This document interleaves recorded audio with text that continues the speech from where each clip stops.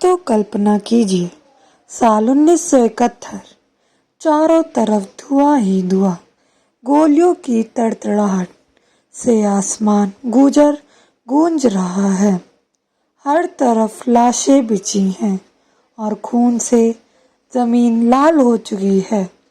ऐसे में भारतीय सेना की एक टुकड़ी, जिसकी संख्या दुश्मन के मुकाबले ना के बराबर है, वो अपनी जान हथेली पर रखकर सिर्फ एक ही जाप कर रही है, जो बोले सो निहाल, सत श्री अकाल। और फिर अचानक धुएं से उस गुब्बार को चीरते हुए एक आवाज आती है, एक ऐसी दहाड़ जो दुश्मनों के होश उड़ा देते। वो आवाज है सनी देओल की। हाथ में LMG, आंखों में देशभक्ति की आग और चेहरे पर वही पुराना गुस्सा। जी हाँ, 27 साल बाद फौजी एक बार फिर सरहद पर लौट आया है। लेकिन इस बार मैदान जंग बदल चुका है, दुश्मन बदल चुका है और जंग के तरीके भी बदल चुके हैं। ये कहानी सिर्फ एक सीक्वल की ही नहीं दोस्तों, ये कहानी है उसकी विरासत को आगे बढ़ाने की, उसी जोश को दोबारा जिंदा करने की और देश के लिए मर मिटने की उसी भावना को सलाम करने की। ये कहानी है बॉर्डर 2 की। तो दोस्तों, आज हम आपको एक ऐसी फिल्म की पूरी कहानी, उसके पीछे की कहानी और हर वो छोटी बड़ी डिटेल बताने वाले हैं जो शायद ही आपने कहीं सुनी होगी। हम बात करेंगे 1971 की उस जंग की जिसने पूरी दुनिया का नक्शा बदल कर रख दिया। हम बात करेंगे BSF के उन जाबाजों की जिन्होंने अपनी शहादत से सरहद को अमर कर दिया है। और सबसे बढ़कर हम बात करेंगे एक ऐसे सिनेमाई तूफान की जो 23 जनवरी 2026 को आने वाला है। ये सिर्फ एक वीडियो ही नहीं, एक सिनेमाई अनुभव होने वाला है। तो बेल्ट बांध लीजिए, पॉपकॉर्न ले लीजिए और चलिए सीधे युद्ध के मैदान में चलते हैं। सबसे पहले बात करते हैं इस फिल्म की बुनियादी जानकारी की, क्योंकि शुरुआत तो वहीं से होती है ना। बॉर्डर 2 एक आगमी भारतीय हिंदी भाषा की मिलिट्री एक्शन वॉर फिल्म है और ये कोई साधारण वॉर फिल्म नहीं, ये ऐतिहासिक 1997 की ब्लॉकबस्टर बॉर्डर का सीधा सीक्वल है। अब सीक्वल शब्द सुनकर शायद आपको लगे कि ये उसी कहानी के आगे का हिस्सा है, लेकिन ऐसा नहीं है। ये उसी सीरीज की दूसरी फिल्म है, एक अलग युद्ध पर आधारित।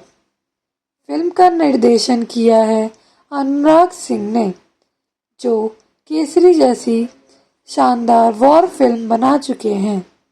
और निर्माताओं की बात करें तो ये एक बहुत बड़ा प्रोजेक्ट है, जिसे JP दत्ता और निधि दत्ता ने भी अपनी कंपनी JP फिल्म्स के बैनर तले बनाया है। साथ ही भूषण कुमार और कृष्ण कुमार की टी सीरीज और जितिन शाह के साथ मिलकर। तो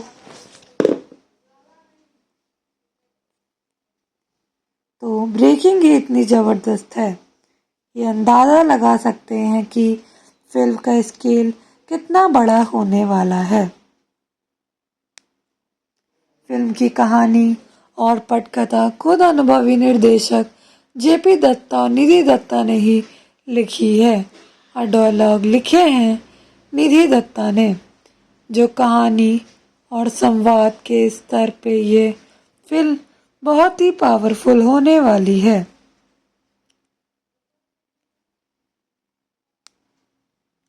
अब बात करते हैं उस तारीख की जिसका हर भारतीय सिनेमा को प्रेमी को बेसब्री से इंतज़ार रहता है। बॉर्डर 2 23 जनवरी 2026 को गणतंत्र दिवस के मौके पर सिनेमाघरों में दस्तक देने वाली है। जी हाँ, रिपब्लिक डे वीकेंड पर।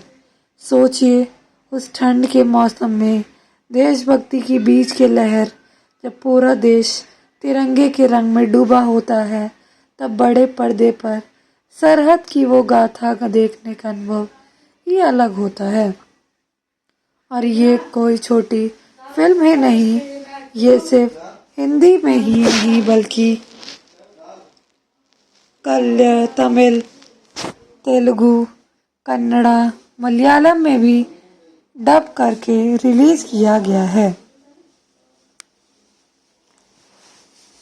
ताकि पूरे भारत के कोने कोने में ये जोश और जुनून की लहर पहुंच सके। ये पैन इंडिया रिलीज इस बात का सबूत है कि मेकर्स इस फिल्म को कितने बड़े स्तर पर लेकर जाना चाहते हैं। अब ये सवाल उठता है कि आखिर ये बॉर्डर 2 की युद्ध किस युद्ध पर है, क्योंकि 1997 की बॉर्डर 2 तो 1971 की जंग में लोगेवाला युद्ध पर आधारित है, जो वीर की अमर गाथा है। ये क्या बॉर्डर 2 की भी उसी लड़ाई पर है? जी नहीं, इस बार कहानी 1971 के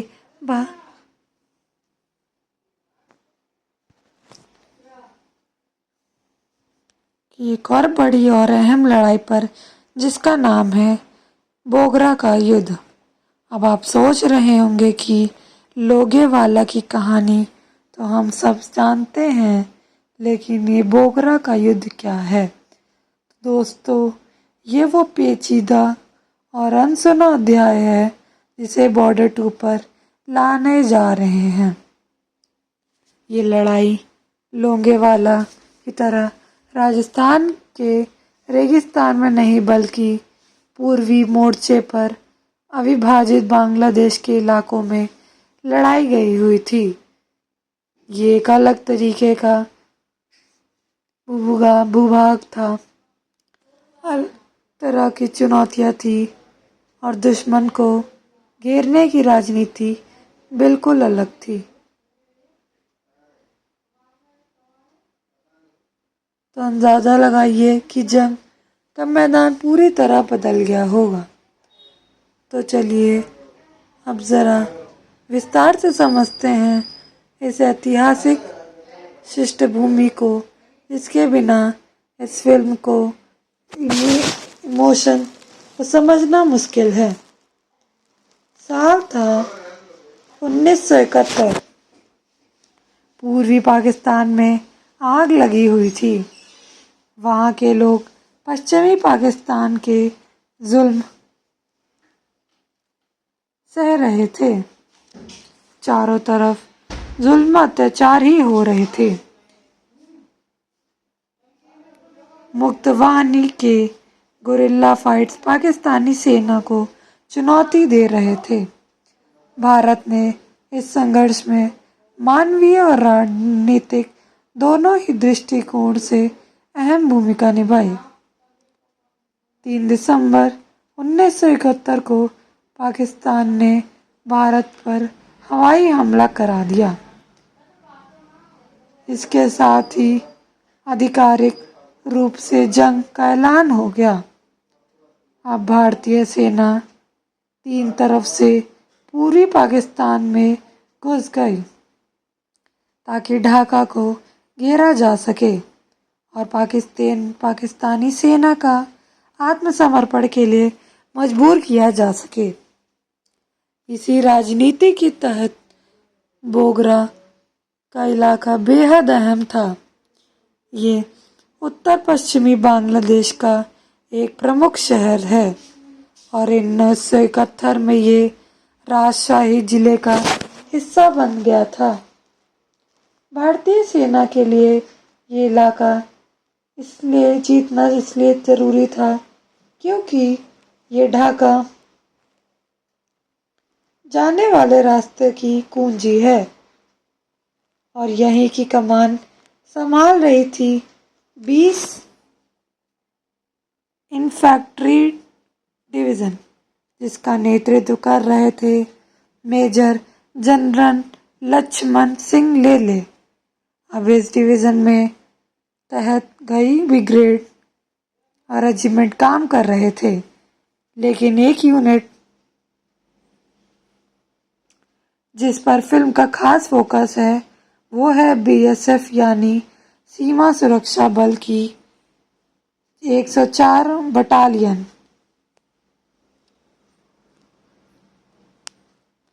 जिसे अक्सर 104 बीएसएफ के नाम से भी जाना जाता है। और इसी बटालियन ने बोगरा के युद्ध में एक ऐसी अमर गाथा लिखी जिसे बॉर्डर 2 में सिनेमाई रूप दिया गया है। ये बटालियन मेजर जनरल लेले के अधीन काम कर रही थी और इसके कमांडिंग ऑफिसर थे ब्रिगेडियर दीपक चंद्र सिंह। ये वही ब्रिगेडियर दीपक चंद्र सिंह हैं जिन्होंने सितंबर 1971 में 104 बीएसएफ बटालियन को रेडियो ऑपरेटर और फील्ड जूनियरों के सुसज्जित करके एक लड़ाकू इकाई के रूप में तब्दील कर दिया। सोचिए, एक सीमा सुरक्षा बल जिसका मूल काम समीक्षाओं की रखवाली करना था, उसके एक पूर्ण युद्ध के लिए तैयार किया गया।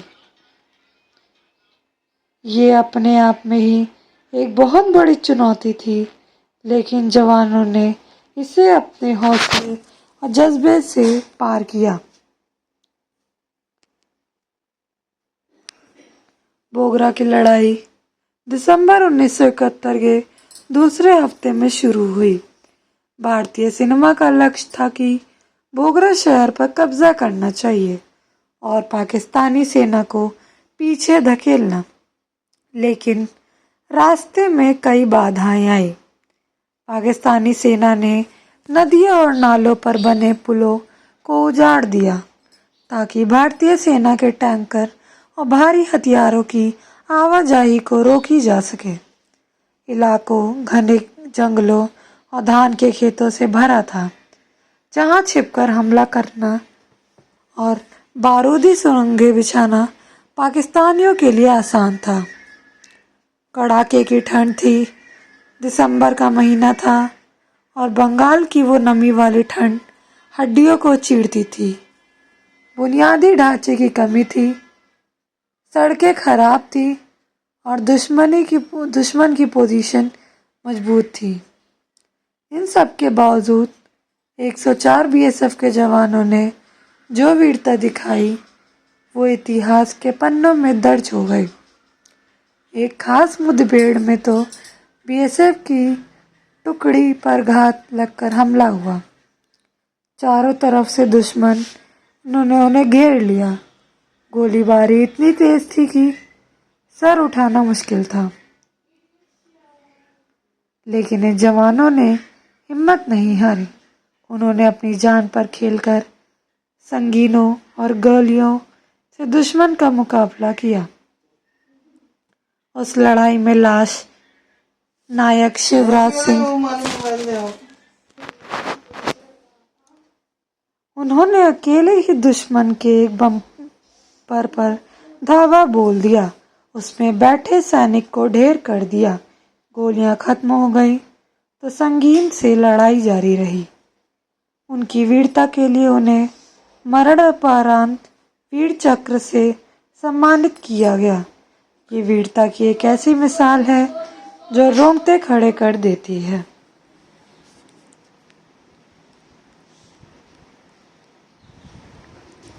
दोस्तों, स्वागत है आपका मेरे प्यारे भाइयों बहनों एक और धमाकेदार वीडियो में, जहां हम बात करने वाले हैं एक ऐसी फिल्म की जो सिर्फ एक मूवी ही नहीं बल्कि हिंदुस्तान के हर जवान की शहादत का नाम है जिसने सरहद पर अपना खून बहाया है।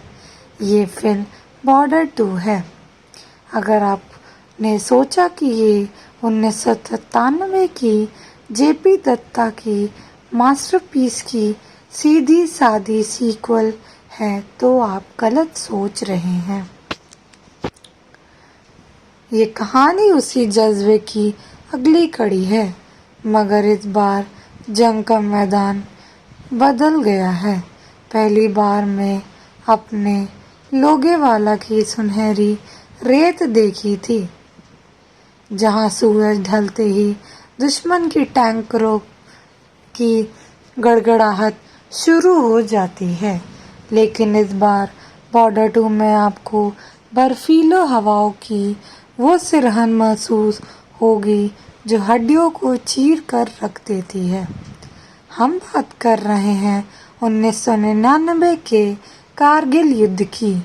हाँ, जहाँ हर सांस के साथ जिंदगी और मौत का खेल चल रहा था और हमारे जवान 18,000 फीट की ऊंचाई पर दुश्मन को धूल चटा रहे थे। आप सोच रहे होंगे कि भाई ये फिल्म है कब की? तो सुनिए, ये गेम चेंजर फिल्म 23 जनवरी 2026 को गणतंत्र दिवस के मौके पर सिनेमा घरों में दस्तक देने वाली है। और मैं आपको यकीन दिलाता हूँ कि जिस दिन ये रिलीज़ होगी उस दिन से पूरे देश में से देशभक्ति का ऐसा ज्वार उठेगा कि हर सीटी, हर ताली, सिनेमा हॉल की छत हिल जाएगी। ये सिर्फ एक वॉर फिल्म ही नहीं, एक इमोशनल रोलर कोस्टर है जो आपको हंसाएगी, रुलाएगी, सबसे बढ़कर आपके अंदर के उस देशभक्त को जगा देगी जो शायद रोज़मर्रा की ज़िंदगी में कहीं सो गया है। भाषा की बात करें तो ये पूरी तरीके से हिंदी में है, लेकिन इसकी भाषा कहानी का दायरा इतना बड़ा है कि ये हर उस इंसान को छू लेगी जो अपनी मिट्टी से प्यार करता है। और जॉनर की बात करें तो ये एक एक्शन से भरपूर ऐतिहासिक युद्ध नाटक है जिसमें इमोशन, बलिदान और वीरता का ऐसा तड़का है कि आप सीट से चिपक कर रहेंगे। अब चलिए सबसे पहले बात करते हैं उन चेहरों की जिन्होंने इस फिल्म की जीवंत किया है, क्योंकि एक अच्छी स्क्रिप्ट तभी पर्दे में जान डालती है जब उसे निभाने वाले कलाकार दिल वाले हो। और इस बार में इसके बारे में कास्टिंग ने तो इतिहास रचने की पूरी तैयारी कर ली है। सबसे बड़ा नाम जो हर किसी की जुबान पर है वो है सनी देओल का।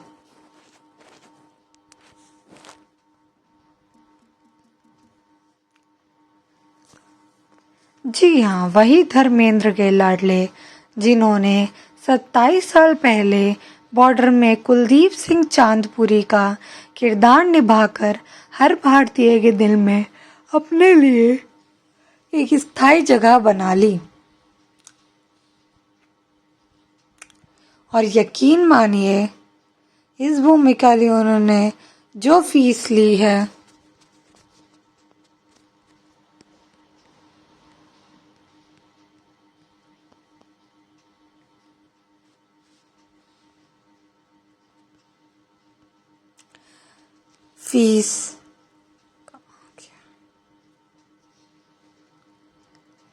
इस भूमिका के लिए उन्होंने जो फीस ली है वो सुनकर आपके होश उड़ जाएंगे।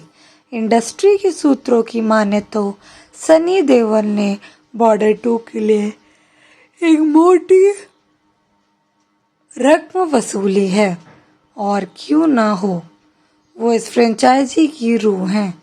उनके बिना बॉर्डर की कल्पना भी नहीं की जा सकती थी। उनकी दहाड़, उनकी आंखें में देशभक्ति की चमक और उनका भारी भरकम शरीर ही काफ़ी है दुश्मनों के छक्के छुड़ाने के लिए। लेकिन सिर्फ सनी देओल की कहानी नहीं, इस बार एक और चेहरा है जो इस फिल्म का सबसे बड़ा सरप्राइज है। वो है दिलजीत दोसांझ। आप सोचेंगे एक पंजाबी गायक और एक्टर वार फिल्म में क्या करेगा, तो मैं आपको बता दूं कि दिलजीत की गिनती आज देशों के सबसे बेहतरीन अभिनेताओं में भी होती है और उनकी सादगी भरी एक्टिंग दिल को छू लेने का मुद्दा रखती है। वो एक सिख सिपाही का किरदार निभा रहे हैं और सुनने में आ रहा है कि उनकी केमिस्ट्री सनी देओल के साथ जबरदस्त बनी है। दिलजीत ने भी अपनी बढ़ती पॉपुलैरिटी को देखते हुए एक अच्छा खासा पैकेज लिया है, लेकिन कहते हैं कि फिल्म के लिए उन्होंने अपनी तारीखें बुक करने के लिए कई बड़े प्रोजेक्ट छोड़ दिए थे क्योंकि वो खुद इस कहानी से इमोशनली जुड़ चुके थे। और अब आते हैं एक ऐसे नाम की जो हमेशा से पर्दे पर आग लगाता आया है, लेकिन इस बार वो एक अलग ही रंग में नजर आएगा। वरुण धवन, जी हाँ, कॉमेडी और डांस करने वाला लड़का अब राइफल थामने दुश्मन से लोहा लेता दिखेगा। ये वरुण के करियर का सबसे बड़ा प्रयोग है। एक पंजाबी सैनिक का रोल करते हुए वो पूरी तरीके से इस किरदार में घुल मिल गए हैं। उनके फैंस के लिए ये एक शॉकिंग लेकिन सुखद बदलाव होता।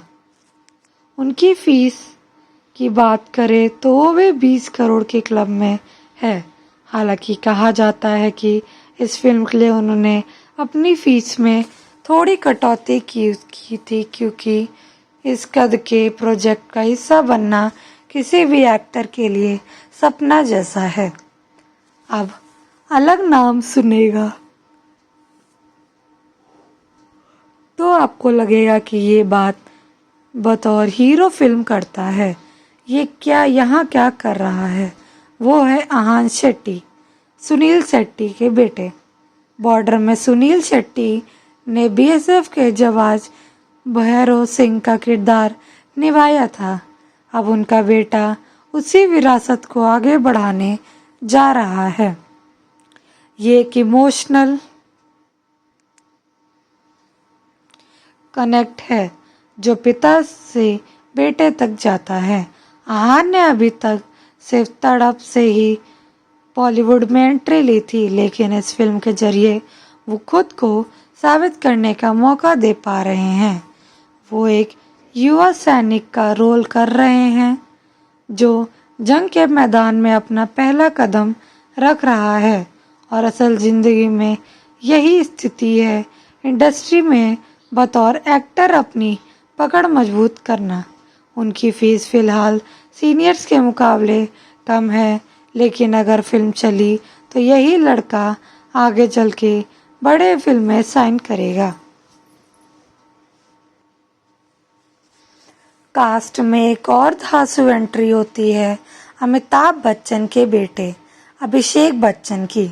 अभिषेक का करियर उतार चढ़ाव भरा रहा, लेकिन वॉर फिल्म और एलओसी कारगिल जैसे अनुभव के बाद वो इस जंग को अच्छी तरीके से समझते हैं। उनकी गिनती अंडररेटेड एक्ट्रेस में होती है और इस बार उनका लुक देखकर लगता है वो कमाल करने वाले हैं। एक सीनियर आर्मी ऑफिसर के किरदार में उनकी गंभीरता पर्दे पर साफ झलकती है। उनकी फीस के मामले में अभिषेक ने हमेशा से समझदारी दिखाई है और प्रोडक्शन के हिसाब से एडजस्ट कर लेते हैं।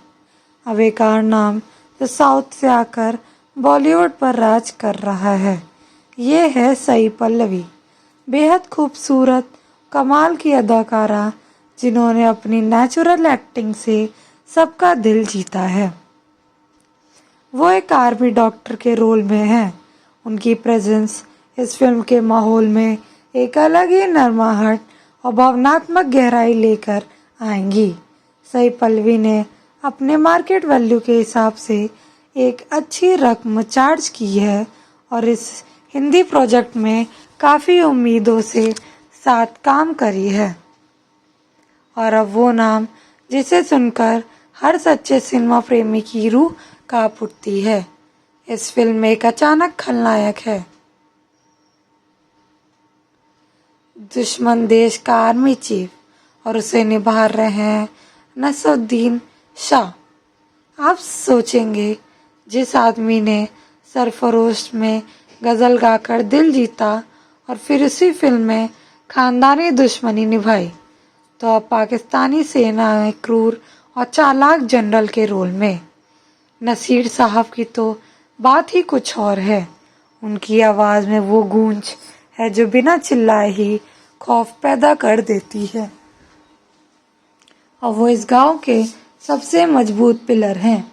और उनकी फीस की बात करें भी बेमानी है, क्योंकि वो पैसों से ज़्यादा किरदार की गहराई देखते हैं। इस संग्राम में और भी कई और चेहरे शामिल हैं, जैसे शर्वरीवाद एक और महत्वपूर्ण स्त्री किरदार है। और फिर अचानक से आपको एक फ्रेम में दिखता है श्रॉफ का बेटा टाइगर श्रॉफ। जब आप कहेंगे कि टाइगर को जो मार्शल आर्टिस्ट करता है वो युद्ध में क्या करेगा, तो सुनिए, ये वो एक स्पेशल अपीयरेंस में है। एक तूफानी सोल्जर के रोल में उनका एक्शन देखकर लोग सीटियां बजाने पर मजबूर हो जाते हैं। उनकी बॉडी और उनकी फुर्ती देखकर लगता है कि मानो गोली खुद उनके डर का रास्ता बदल देती है। और सबसे बड़ी बात सुनने में ये भी आ रहा है कि इस फिल्म में एक और गेस्ट अपीयरेंस में हेमा मालिनी भी नजर आ सकती हैं। हालांकि इस पर से पर्दे अभी तक पूरी तरीके से नहीं उठा है। मेकर्स ने इसे एक राज बनाकर रखा हुआ है। अब चलिए बात करते हैं उस जीनियस की जिनसे इस पूरे प्रोजेक्ट की कल्पना की और इसे ज़मीन पर उतारने का बेड़ा उठाया। फिल्म के निर्देशक हैं अनुराग सिंह। नाम सुनकर चौंकिए ना, ये वही शख्स है जिन्होंने केसरी जैसी ऐतिहासिक वॉर फिल्म बनाकर साबित कर दिया है कि वो सिर्फ पंजाबी मसाला फिल्म के लिए मास्टर नहीं, बल्कि भव्य और भावपूर्ण सिनेमा में भी उस्ताद हैं। केसरी में उन्होंने सारागढ़ी के युद्ध को पर्दे पर जिस शिद्दत से उतारा था, वो आज भी आंखों के सामने जिंदा है। अक्षय कुमार ने उसमें जो ताकत दिखाई थी, उसके पीछे अनुराग का विजन था। और जब अनुराग सिंह कारगिल की बर्फीली चोटियों पर युद्ध की ऐसी गाथा रचने जा रहे हैं जो बताया जा रहा है अब तक की सबसे रियलिस्टिक वॉर फिल्म में से एक होगी।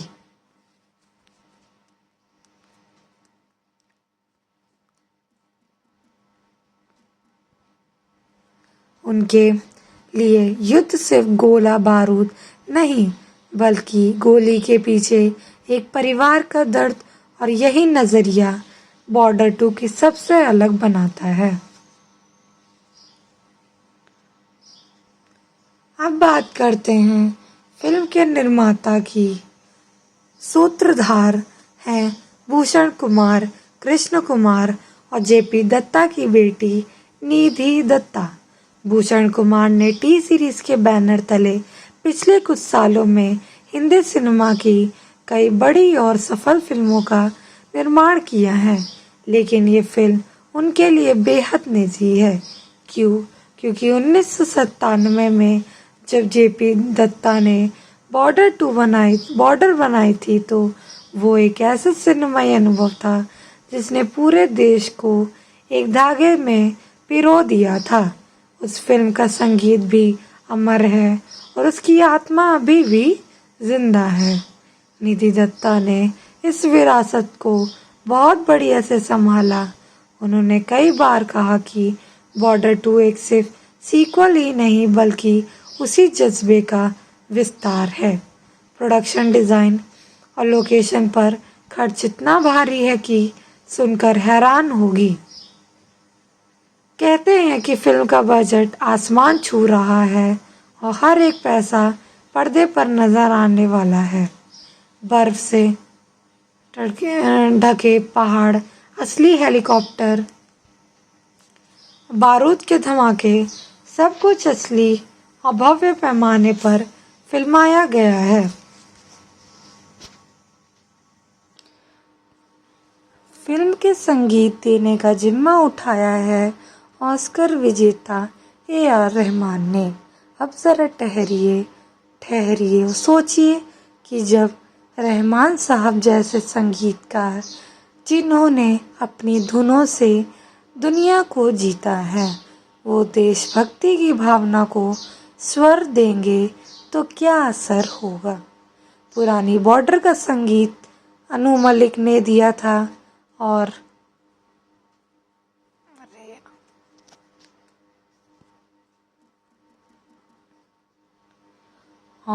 संदेशे आते हैं जैसे गाने भी हर शहीद की याद में गूंजते हैं।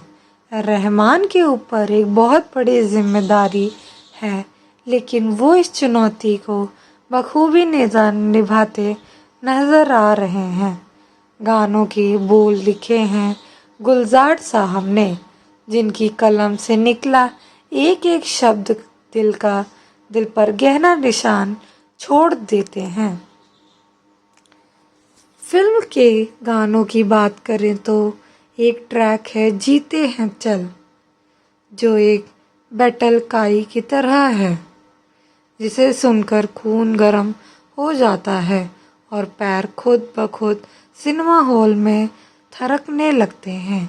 एक दर्द भरा गाना है मिट्टी बोले, जो शहीदों की आत्मा की आवाज़ है, और जब ये स्क्रीन पर बजता है तो पूरा हॉल रो पड़ता है। रोमांटिक टच देने के लिए एक प्यारा सा गीत है रूह का नूर, जिसे सई पल्लवी और वरुण धवन पर फिल्माया गया है, जो युद्ध की भव्यता के बीच पल की शांति का एहसास कराता है। बैकग्राउंड स्कोर की बात तो मत पूछिए। जब सनी देओल मशीन गन उठाकर अकेले दुश्मन की फौज पर टूट पड़ते हैं तो रहमान का संगीत सीन में एक अलग ही ऊर्जा डाल देता है। ऐसा लगता है मानो वो आप भी वहीं खड़े हैं, हाथ में हथियार लेकर, और सामने सिर्फ और सिर्फ विजय का लक्ष्य। अब चलते हैं फिल्म के बजट और बॉक्स ऑफिस की रोमांचक दुनिया में। इस फिल्म का बजट सुनकर इंडस्ट्री में सनसनी फैल गई है। शुरुआती अनुमानों के मुताबिक बॉर्डर 2 को बनाने में लगभग 300 करोड़ रुपए से ज़्यादा लागत आई है। अब इतना बड़ा बजट हो तो उम्मीद भी उसी हिसाब से की जाती है, और इसमें एक बड़ा हिस्सा तो VFX और लोकेशन का। फिल्म की शूटिंग बेहद दुर्गम इलाकों में हुई है, जहां ऑक्सीजन की कमी हो जाती है।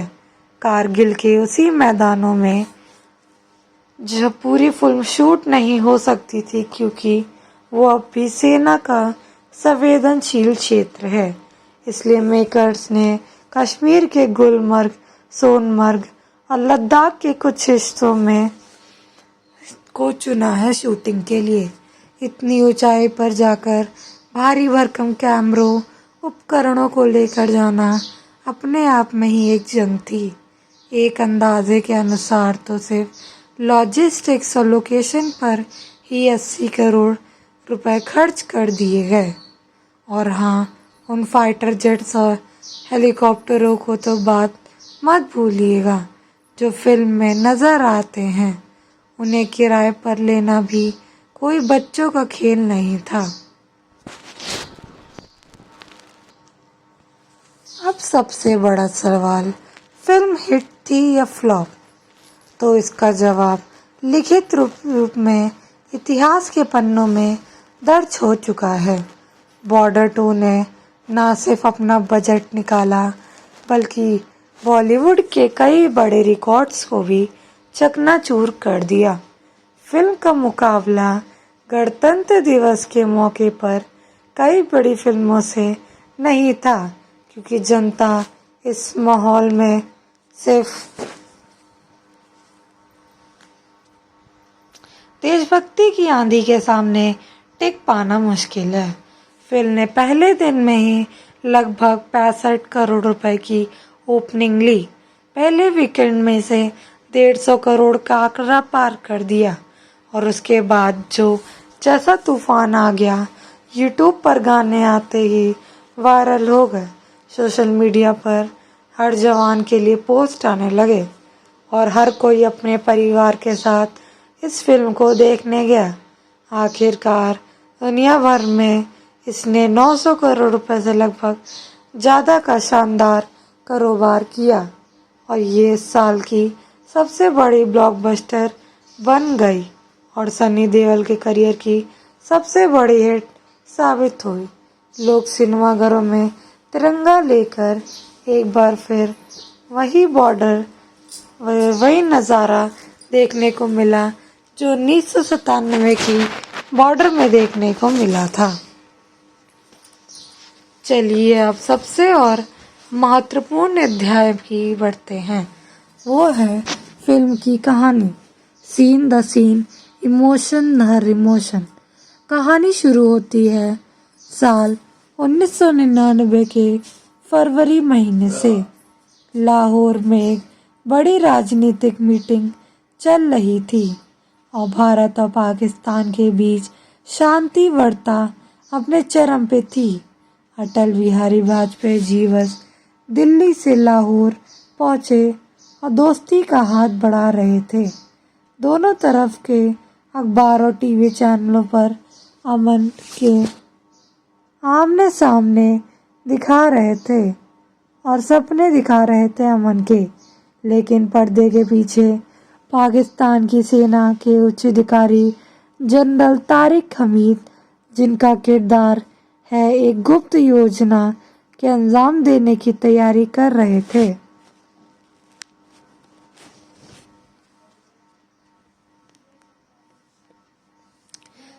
उनकी सोच साफ थी, दोस्ती का दिखावा करो और पीठ के पीछे छुरा घोंपने का मौका तलाश करो। इसी दौरान सर्दियों की बर्फबारी खत्म होने का इंतज़ार किया गया। पाकिस्तानी सेना कबीलाई घुसपैठियों के वेश में लाइन ऑफ कंट्रोल पर करके भारत की तरफ घुसपैठ करने लगी। उनका मकसद था श्रीनगर लेह हाईवे को काट देना, जो भारत के लिए लाइफलाइन है, और सियाचिन से लेकर लद्दाख तक पूरे इलाके को अपने कब्जे में ले लेना।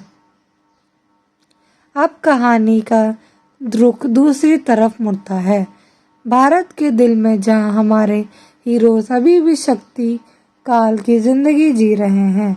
हमारी मुलाकात होती है मेजर रणवीर सिंह से, यानी सनी देओल से। लोगेवाला के हीरो रहे कुलदीप सिंह चंद्रपुरी की तरह मेजर रणवीर भी एक किंवदंती थे और वो एक ट्रेनिंग अकादमी में युवा सैनिकों को युद्ध का पाठ पढ़ा रहे थे। उनकी आंखों में जो अनुभव है वो लोगेवाला की रेत में जल चुका है। वो शांत हैं, लेकिन उनके अंदर का युद्ध जिंदा है। उन्हें एक नई चुनौती मिलती है, एक नई टुकड़ी जिसमें कुछ बहुत ही भिन्न स्वभाव के जवान शामिल हैं, जो ट्रेड करके जम्मू कश्मीर की एक अग्रिम चौकी पर भेजना चाहते हैं। यही हमारी असली टीम का निर्माण होता है। वरुण धवन के किरदार का नाम है नायाब सूबेदार देवेंद्र सिंह, एक चुलबुला और जिंदा दिल पंजाबी लड़का जिसकी अभी अभी शादी हुई है और जो हर खतरे को हंसकर टाल देता है। देवेंद्र को लगता है ये तो बस किताबों की बात है, असली जिंदगी में तो प्यार और मौज मस्ती है। दूसरी तरफ दिलजीत दोसांझ का किरदार हवलदार अमरजीत सिंह। अमरजीत सिंह एक अनुभवी सैनिक हैं, एक शांत, एक गंभीर, जिसके लिए ड्यूटी सबसे ऊपर। अपने आप भी कोई ऑपरेशन देखें और उसकी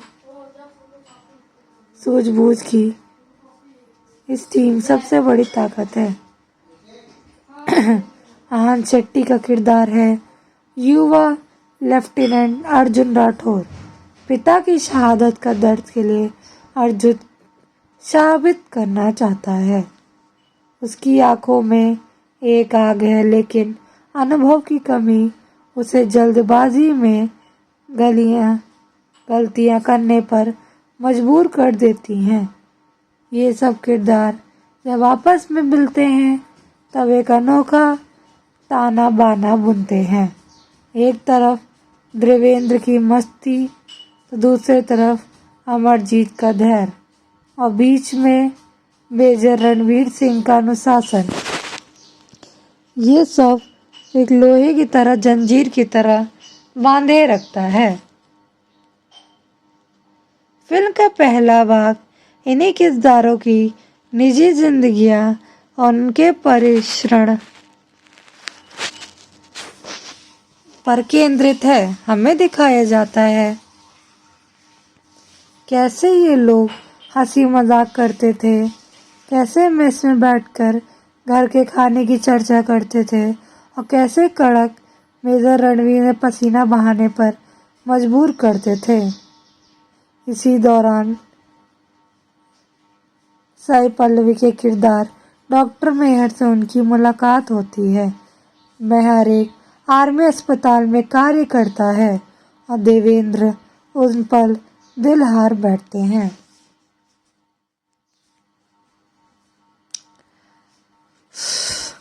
उनके बीच एक मासूम सा प्रेम प्रवलित होता है और जो इस कठोर वातावरण में एक कोमल फूल की तरह खिलता है।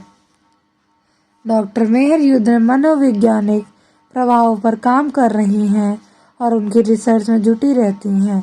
उनका मानना है कि युद्ध सिर्फ शरीर को नहीं, आत्मा को भी जख्म करता है, लेकिन ये शांति ज़्यादा दिन नहीं टिकती।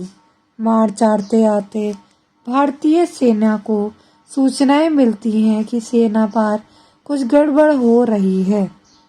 चरवाहों ने पहाड़ों पर संदिग्ध लोगों को बंकर बनाते देखा है। भारतीय खुफिया एजेंसी रॉ भी अलर्ट जारी करती है, लेकिन अब तक बहुत देर हो चुकी थी।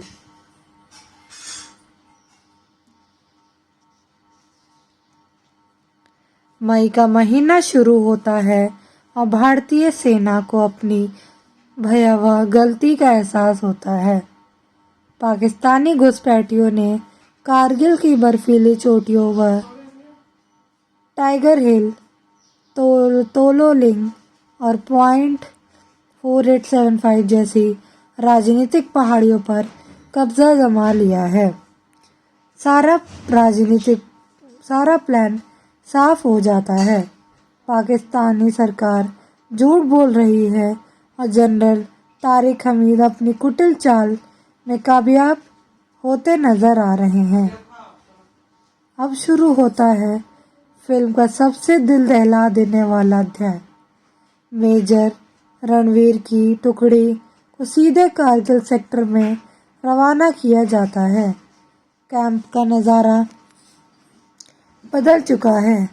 अब कोई हंसी मजाक नहीं, सिर्फ सन्नाटा है। गलियों की आवाज से बार बार टूट रहा है।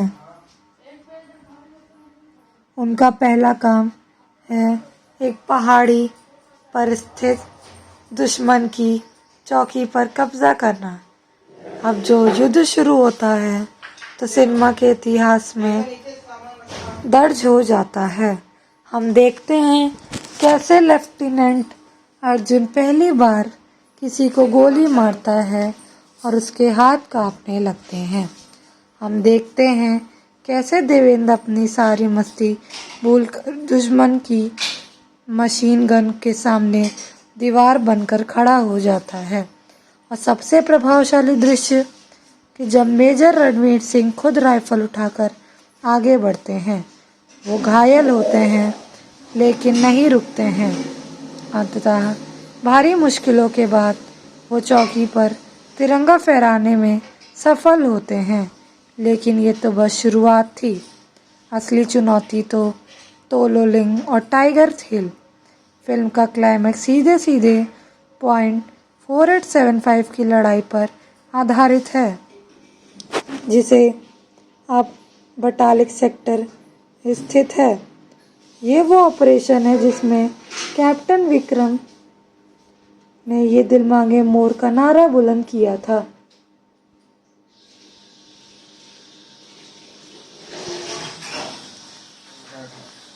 अब धीमे बोलना।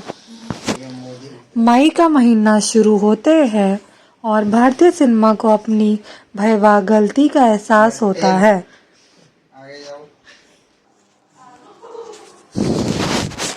घुसपैठियों ने कारगिल की बर्फीली चोटियों पर टाइगर हिल, तोलो लिंग और पॉइंट 4875 जैसी रणनीतिक पहाड़ियों पर कब्जा जमा लिया है। सारा प्लान साफ हो जाता है। पाकिस्तान सरकार झूठ बोल रही थी और जनरल तारिक हमीद अपनी कुटिल चाल कर रहे थे। अब कुछ और छिपे हुए तथ्य जानिए जो बहुत कम लोग ही जानते हैं। क्या आप जानते हैं कि फिल्म का वर्किंग टाइटल बॉर्डर 2 नहीं बल्कि ऑपरेशन विजय था। नीति दत्ता का मानना था कि इसे सीधे बॉर्डर 2 का नाम देने से पुरानी फिल्म से तुलना का दबाव बहुत बढ़ जाएगा, लेकिन बाद में मार्केटिंग रणनीति के तहत नाम बदला गया। एक और बड़ा तथ्य, फिल्म की कहानी के लिए मेकर्स ने असली कारगिल युद्ध के 20 से अधिक दिग्गजों से बातचीत की, जिनमें शामिल थे जनरल वेद प्रकाश मलिक और कुछ परमवीर चक्र विजेताओं के परिवार। उनकी बताई हुई बातों से कई सीन जीवंत हो पाए हैं।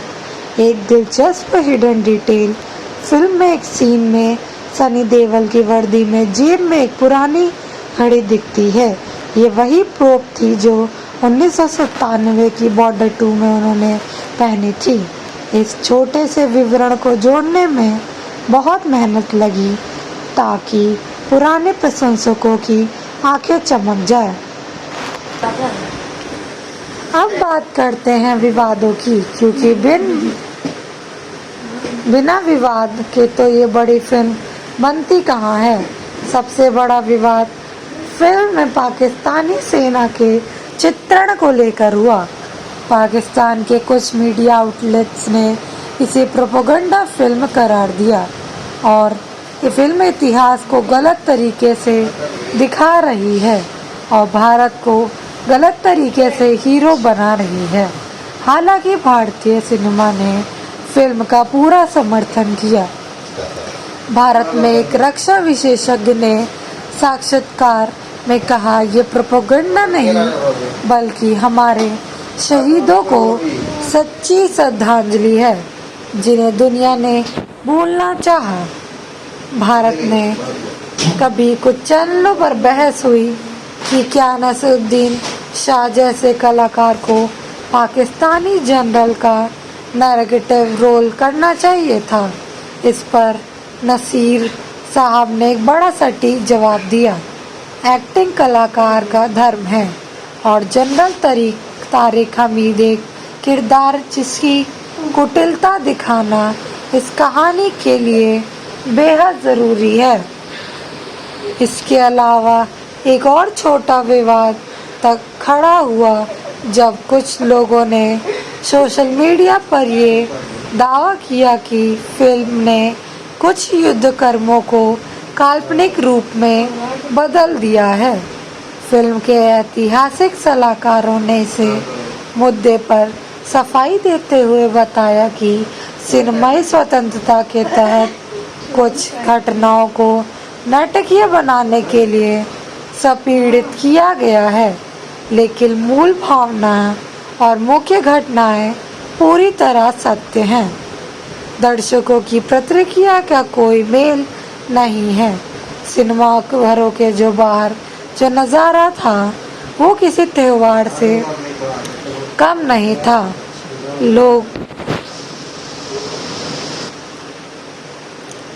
दर्शकों की प्रतिक्रिया का कोई मेल ही नहीं है।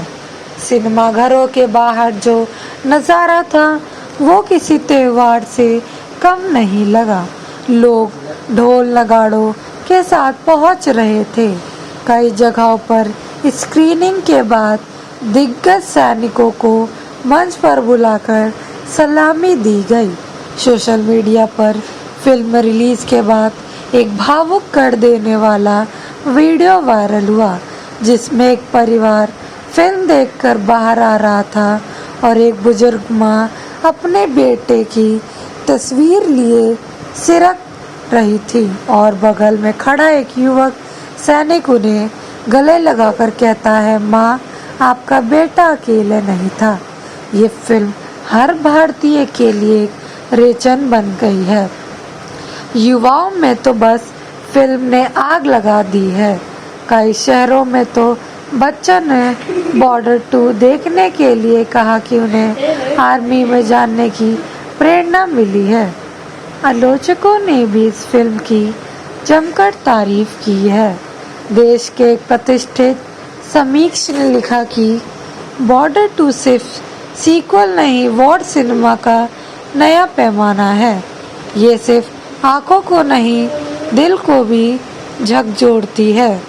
फिल्म को 4-5 स्टार रेटिंग मिली है और हर तरफ इसके तकनीकी पहलू, खासकर साउंड डिज़ाइन और बैकग्राउंड म्यूजिक की सराहना की गई है। कुछ फिल्म समीक्षकों ने तो साई पल्लवी की भूमिका को भी कम आंकना था, लेकिन उन्हें करारा जवाब तब मिला जब दर्शकों ने उनके सीन पर सबसे ज़्यादा भावनात्मक प्रतिक्रिया दी। दरअसल साई का किरदार इस बात का प्रतीक था कि युद्ध केवल सीमा तक नहीं लड़ते, उनका इलाज उन लोगों पर पड़ता है जो पीछे रह जाते हैं। IMDb पर फिल्म की रेटिंग शुरू में ही 9.2 तक पहुंच गई थी, लेकिन बाद में ये 8.2 के आसपास स्थिर थी, जो किसी हिंदी फिल्म के लिए बहुत बड़ी उपलब्धि है।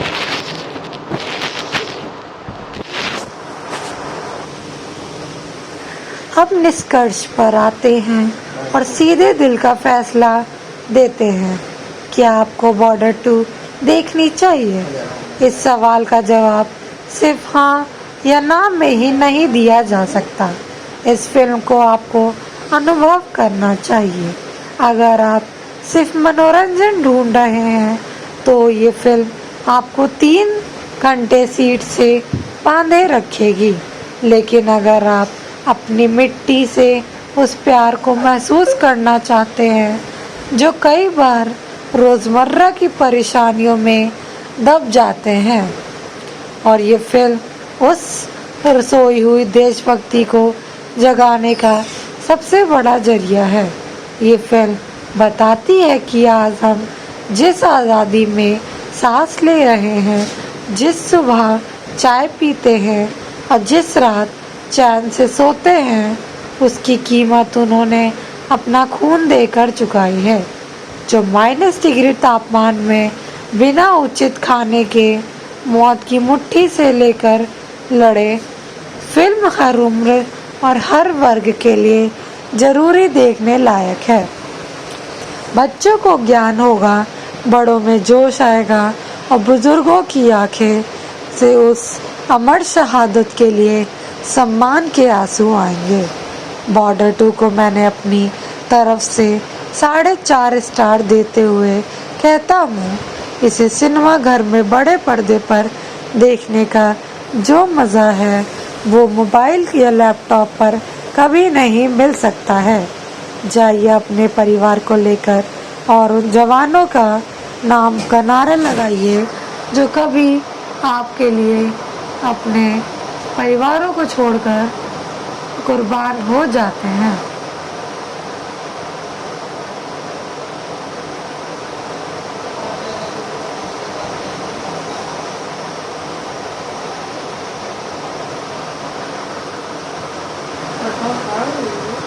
मुझे नहीं पता। हाँ पता है आपको, मैंने आपको फोन पे देखा।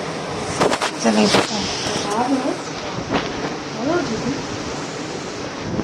कहानी का अंत कुछ इस तरह होता है कि भले ही स्क्रीन बंद हो जाए, लेकिन आपके दिमाग में ये सवाल गूंजता रहता है कि आखिर वो लोग होते कौन हैं जो अपनी ज़िंदगी दांव पर लगाकर हमारी हिफाजत करते हैं। फिल्म का आखिरी दृश्य किसी एक किरदार पर खत्म नहीं होता।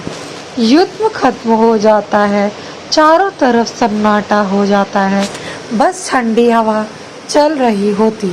अचानक एक आवाज़ गूंजती है। एक बूढ़ा कबायली जो स्थानीय है उस बर्फीली चोटी के पास आता है और एक छोटे से पत्थर के नीचे पड़ी भारतीय सेना की एक टोपी उठाता है। वो उसे झाड़ता है, आसमान की तरफ देखता है और धीरे से अपनी स्थानीय भाषा में कहता है, ये जिंदगी उनकी दी गई एक सौगात है। इतना कहकर वो उस टोपी को चट्टान पर सावधान मुद्रा में रखता है और झुककर सलाम करता है। कैमरा पीछे हटता है और तब आपको दिखता है कि वो पूरा पहाड़ जिस पर ना जाने कितनी बर्फ गिरी होगी, ना जाने कितना खून बहा होगा, लेकिन तिरंगा शान से लहरा रहा है। ये सीन आपको बताता है कि कहानियाँ खत्म हो जाती हैं, फिल्म पूरी हो जाती है, लेकिन जो कर्ज हम पर हैं वो कभी खत्म नहीं होते। पर्दे के पीछे की बात करें तो शूटिंग के दौरान कलाकारों और तकनीशियनों के बीच जो बंधन बना वो बेहद खास था। सबको एक साथ रहना पड़ता था, छोटे छोटे कमरों में सीमित सुविधाओं के साथ।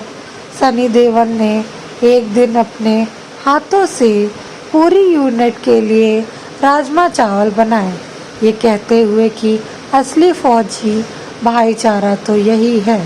दिलजीत दोसांझ शाम को सबको अपने गाने सुनाते थे और अक्सर उनके बुलाए ढाबे का खाना सब एक साथ बैठकर खाते थे।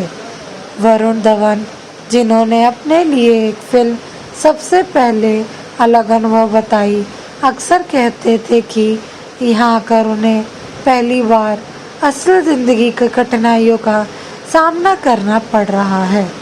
एक दिन वो सही से सांस नहीं ले पा रहे थे और उन्हें एहसास हुआ कि हमारे जवान यहाँ सिर्फ शूट नहीं करते बल्कि लड़ते हैं। ये सब बात उनकी एक्टिंग से साफ झलकती है।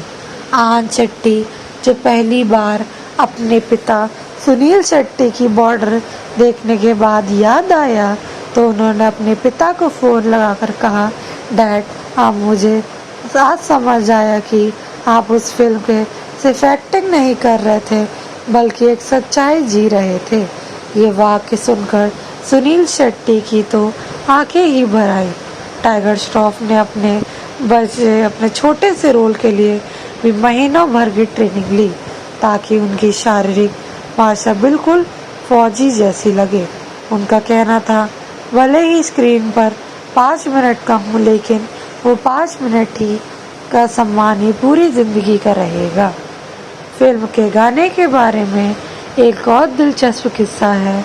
रहमान साहब ने फिल्म का बैकग्राउंड म्यूजिक लद्दाख की लोक धनों से प्रेरित होकर बनाया। वो खुद वहाँ के एक मठ में गए और भिक्षुओं से मंत्रोच्चार को रिकॉर्ड करके लाए। फिल्म के युद्ध दृश्यों में जो गहरा स्वर आपको सुनाई देता है वो दरअसल उसी मंत्र का इलेक्ट्रॉनिक रूपांतरण है जो शहीदों की आत्मा की शांति के लिए बजता है। ये प्रयोग इतना सफल रहा कि अब कई अन्य फिल्म में भी इसकी नकल की जा रही है। गीत मिट्टी बोले के बोल गुलजार साहब ने लिखे और रिकॉर्डिंग से पहले इन्होंने गाना निधि दत्ता और अनुराग सिंह को सुनाया। सुनते ही दोनों रो पड़े। गुलजार साहब की लाइनें थी, मैं मिट्टी हूँ, मुझे गूंद के शहीदों ने सींचा है, यूं ही नहीं मेरा रंग ये सिंदूरी लाल। फिल्म की वेशभूषा भी पे पूरा ध्यान दिया गया है। कॉस्ट्यूम डिजाइनर ने खुलासा किया है कि 1999 के असली युद्ध की तस्वीरें देखकर हर बटन और हर जूते का धागा तैयार किया गया है। सैनों की बनियान पर जो पसीनों के धब्बे बनाए गए वो असली पसीना है, क्योंकि ऊंचाई पर चढ़ने को सबको वैसे ही हांफना पड़ता था। वो टोपियाँ जो आन चट्टी वरुण धवन ने पहनी है वो असल में सेना की उसी बटालियन ने से मंगवाई थी जिन्होंने कारगिल में अपनी भूमिका निभाई थी। सेना से अनुमति लेकर उन्हें असली वर्दी और बिल्लों का इस्तेमाल किया गया था, जिससे फिल्म की प्रामाणिकता कई गुना बढ़ गई। फिल्म के एक्शन डायरेक्टर का काम बेहद चुनौतीपूर्ण था, क्योंकि ऊंचाई पर विस्फोट कराना और ये सुनिश्चित करना कि बर्फ का एक टुकड़ा भी गलत दिशा में ना जाए बहुत मुश्किल था। कई बार एक सीन के लिए दिन भर तैयारी होती, मौसम खराब होने पर सब रद्द हो जाता। समीक्षाओं में भी यह भी लिखा गया है कि यह फिल्म युद्ध के मनोविज्ञान पर गहराई से प्रकाश डालती है। जब सैनिक छुट्टी से वापस लौट कर आते हैं तो उनकी आंखें में घर का वो प्यार होता है और सीने में ड्यूटी का बोझ भी। कई सीन ऐसे हैं जिनमें कोई संवाद नहीं है, बस कैमरा सैनिकों की आंख पर जूम करता है और हर कोई कुछ न कुछ बोल रहा है। यही वो पल है जहां सनी देओल और नसीरुद्दीन शाह की अदाकारी का जलवा अपने चरम पर होता है। जनरल तारिक हमीद के कैबिन में एक सीन है जहां नसीरुद्दीन शाह अपने आईने के सामने खड़े होकर बोलते हैं, ये जंग मैं नहीं मेरी तारीख लड़ रही है। उस खौफ का इतिहास जो सदियों से बहता आ रहा है। इस एक संवाद ने उस किरदार को नफरत के एक आयाम से निकालकर एक दुखद यथार्थ बना दिया। दर्शकों ने इस सीन को देखकर तालियां बजाई एक खलनायक के डायलॉग पर। फिल्म की सफलता का एक और पहलू था उसकी मार्केटिंग। बेकर्स ने रिलीज से महीनों देश पहले ही देश भर के स्कूलों और कॉलेजों में अभियान चलाया, बॉर्डर टू ट्रिब्यूट, जिसमें छात्रों ने कारगिल के शहीदों को चिट्ठियां लिखी। उन चिट्ठियों में कुछ अकांड अंश फिल्म की शुरुआत में दिखाए भी गए हैं।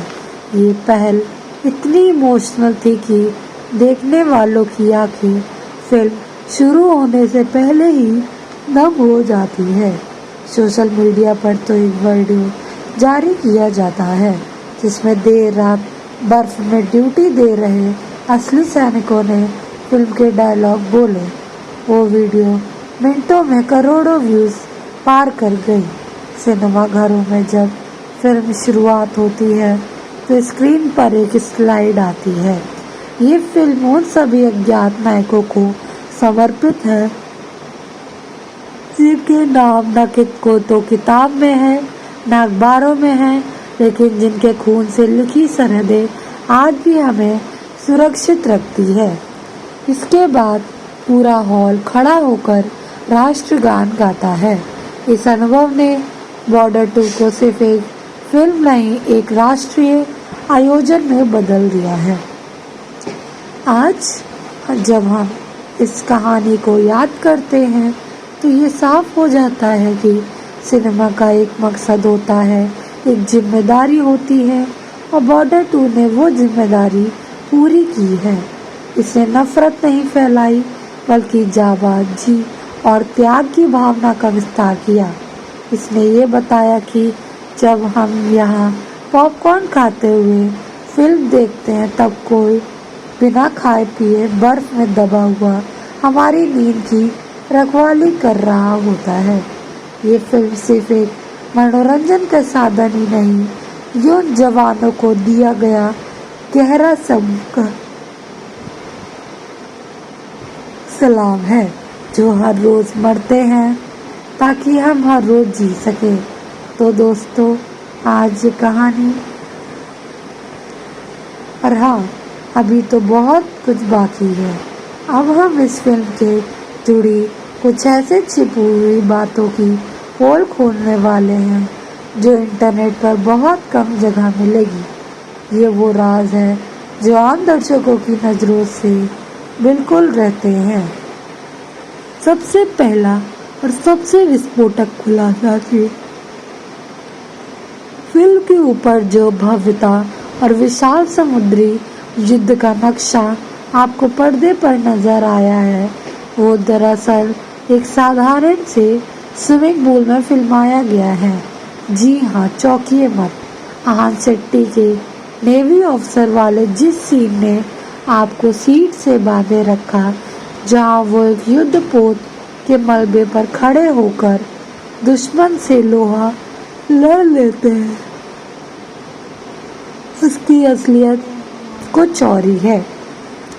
सोशल मीडिया पर एक बिहाइंड द सीन क्लिप में जबरदस्त तहलका मचा दिया है, जिसमें साफ देखा जा रहा है कि वो विशाल समंदर कहीं और नहीं बल्कि एक कृत्रिम पूल है, और जहाज का वो टुकड़ा दरअसल एक भारी भरकम क्रेन के सहारे हवा में लटकाया गया है। जैसे ही वीडियो लीक हुआ, फैंस के बीच इसे लेकर दो राय हो गई। कुछ ने मेकर्स को इसे जुगाड़ू टेक्नोलॉजी की जमकर तारीफ की, तो कुछ ने कैसे एक सीमित संसाधन में इतना बड़ा भ्रम खड़ा कर दिया। लेकिन कुछ नाराज भावुक दर्शकों ने सोशल मीडिया पर कमेंट्स की झंडी लगा दी। एक यूजर ने तो मजाक उड़ाते हुए लिखा, मुझे तो आज तक लगता था कि दुश्मन स्विमिंग पूल में हमला नहीं करते। तो वहीं दूसरी ने दुखी होकर लिखा, ये सब मत दिखाओ, तुम हमारी भावनाओं को चोट पहुंचाओगे। एक ने तो आहान शेट्टी को टैग करके यहाँ तक कह डाला कि मेरे आंसू वापस करो, लेकिन तुम्हारी एक्टिंग कमाल की थी। ये पूरा हिस्सा दरअसल सिनेमा के उस जादू को बयां करती है जो सीमित संसाधनों में भी कुछ बड़ा रच सकता है। हालांकि इसने कई लोगों के लिए फिल्म का भावनात्मक जादू जरूर तोड़ दिया। अब ये सब तो था मनोरंजन के पहलू, लेकिन असली रोमांच और पीड़ा तो उस वक्त सामने आई तब जब हमें पता चलता है कि आहान शेट्टी ने इस एक भूमिका के लिए अपनी जान जोखिम में डाल दी थी।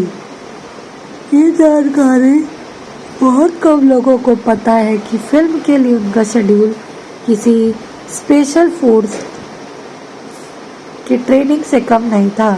उन्होंने खुद इस बात का खुलासा किया कि शूटिंग शुरू होने से पहले उन्हें पुणे की एनडीए खड़कवासला में जाना पड़ा, जहां असली अफसरों के साथ रहकर उन्होंने सैन्य जीवन का कठोर अभ्यास किया। आहान ने बताया कि ट्रेनिंग सिर्फ दिखावे के लिए नहीं थी। उनका कहना था, जब आप उसी जगह ट्रेनिंग करते हैं जहां असली अफसर रहते हैं, तो वो माहौल आपके लिए कुछ भी फेक नहीं करने देता। आपके शरीर की भाषा, आपका आत्मविश्वास सब असली होना पड़ता है। उनकी इस कठिन तैयारी का सिलसिला अमृतसर, खोपोपाली और मुंबई में बिना रुके जारी रहा। उनका डेली रूटीन तो सुनकर पसीनों छूट जाएंगे। घंटों की स्ट्रेंथ ट्रेनिंग, फिर फुटबॉल और क्रिकेट जैसे खेलों से चुस्ती और सहन शक्ति बढ़ाना, और उसके बाद रिकवरी का ऐसा प्रोटोकॉल जो किसी चैंपियन एथलीट वाला हो। इसमें आइस बाथ, स्ट्रीम, सॉन्ग और रेड लाइट थेरेपी शामिल थी। उन्होंने साफ कहा कि रिकवरी वैकल्पिक नहीं थी, बल्कि ट्रेनिंग जितनी ही ज़रूरी थी, क्योंकि बिना शरीर की मरम्मत किए लगातार जंग के सीन करना नामुमकिन है। और फिर जब शूटिंग शुरू हुई तो असली चुनौती सामने आई। फिल्म की कुटकड़ियों ने कई बार 40 डिग्री भीषण गर्मी में पूरे सैन्य गियर में 12-12 घंटे की शिफ्ट में काम किया। ये कोई ऐसी क्या कमरे में बैठकर डायलॉग बोलने वाली शूटिंग नहीं थी, लेकिन सिर्फ हार ही नहीं, इस फिल्म के हर कलाकार का पानी निकाल दिया। निर्देशक अनुराग सिंह ने जो खुलासा किया वो सुनकर आप समझ जाएंगे कि बॉर्डर 2 को गाना बनाना कितना वास्तविक सैन्य अभिनय से कम नहीं था।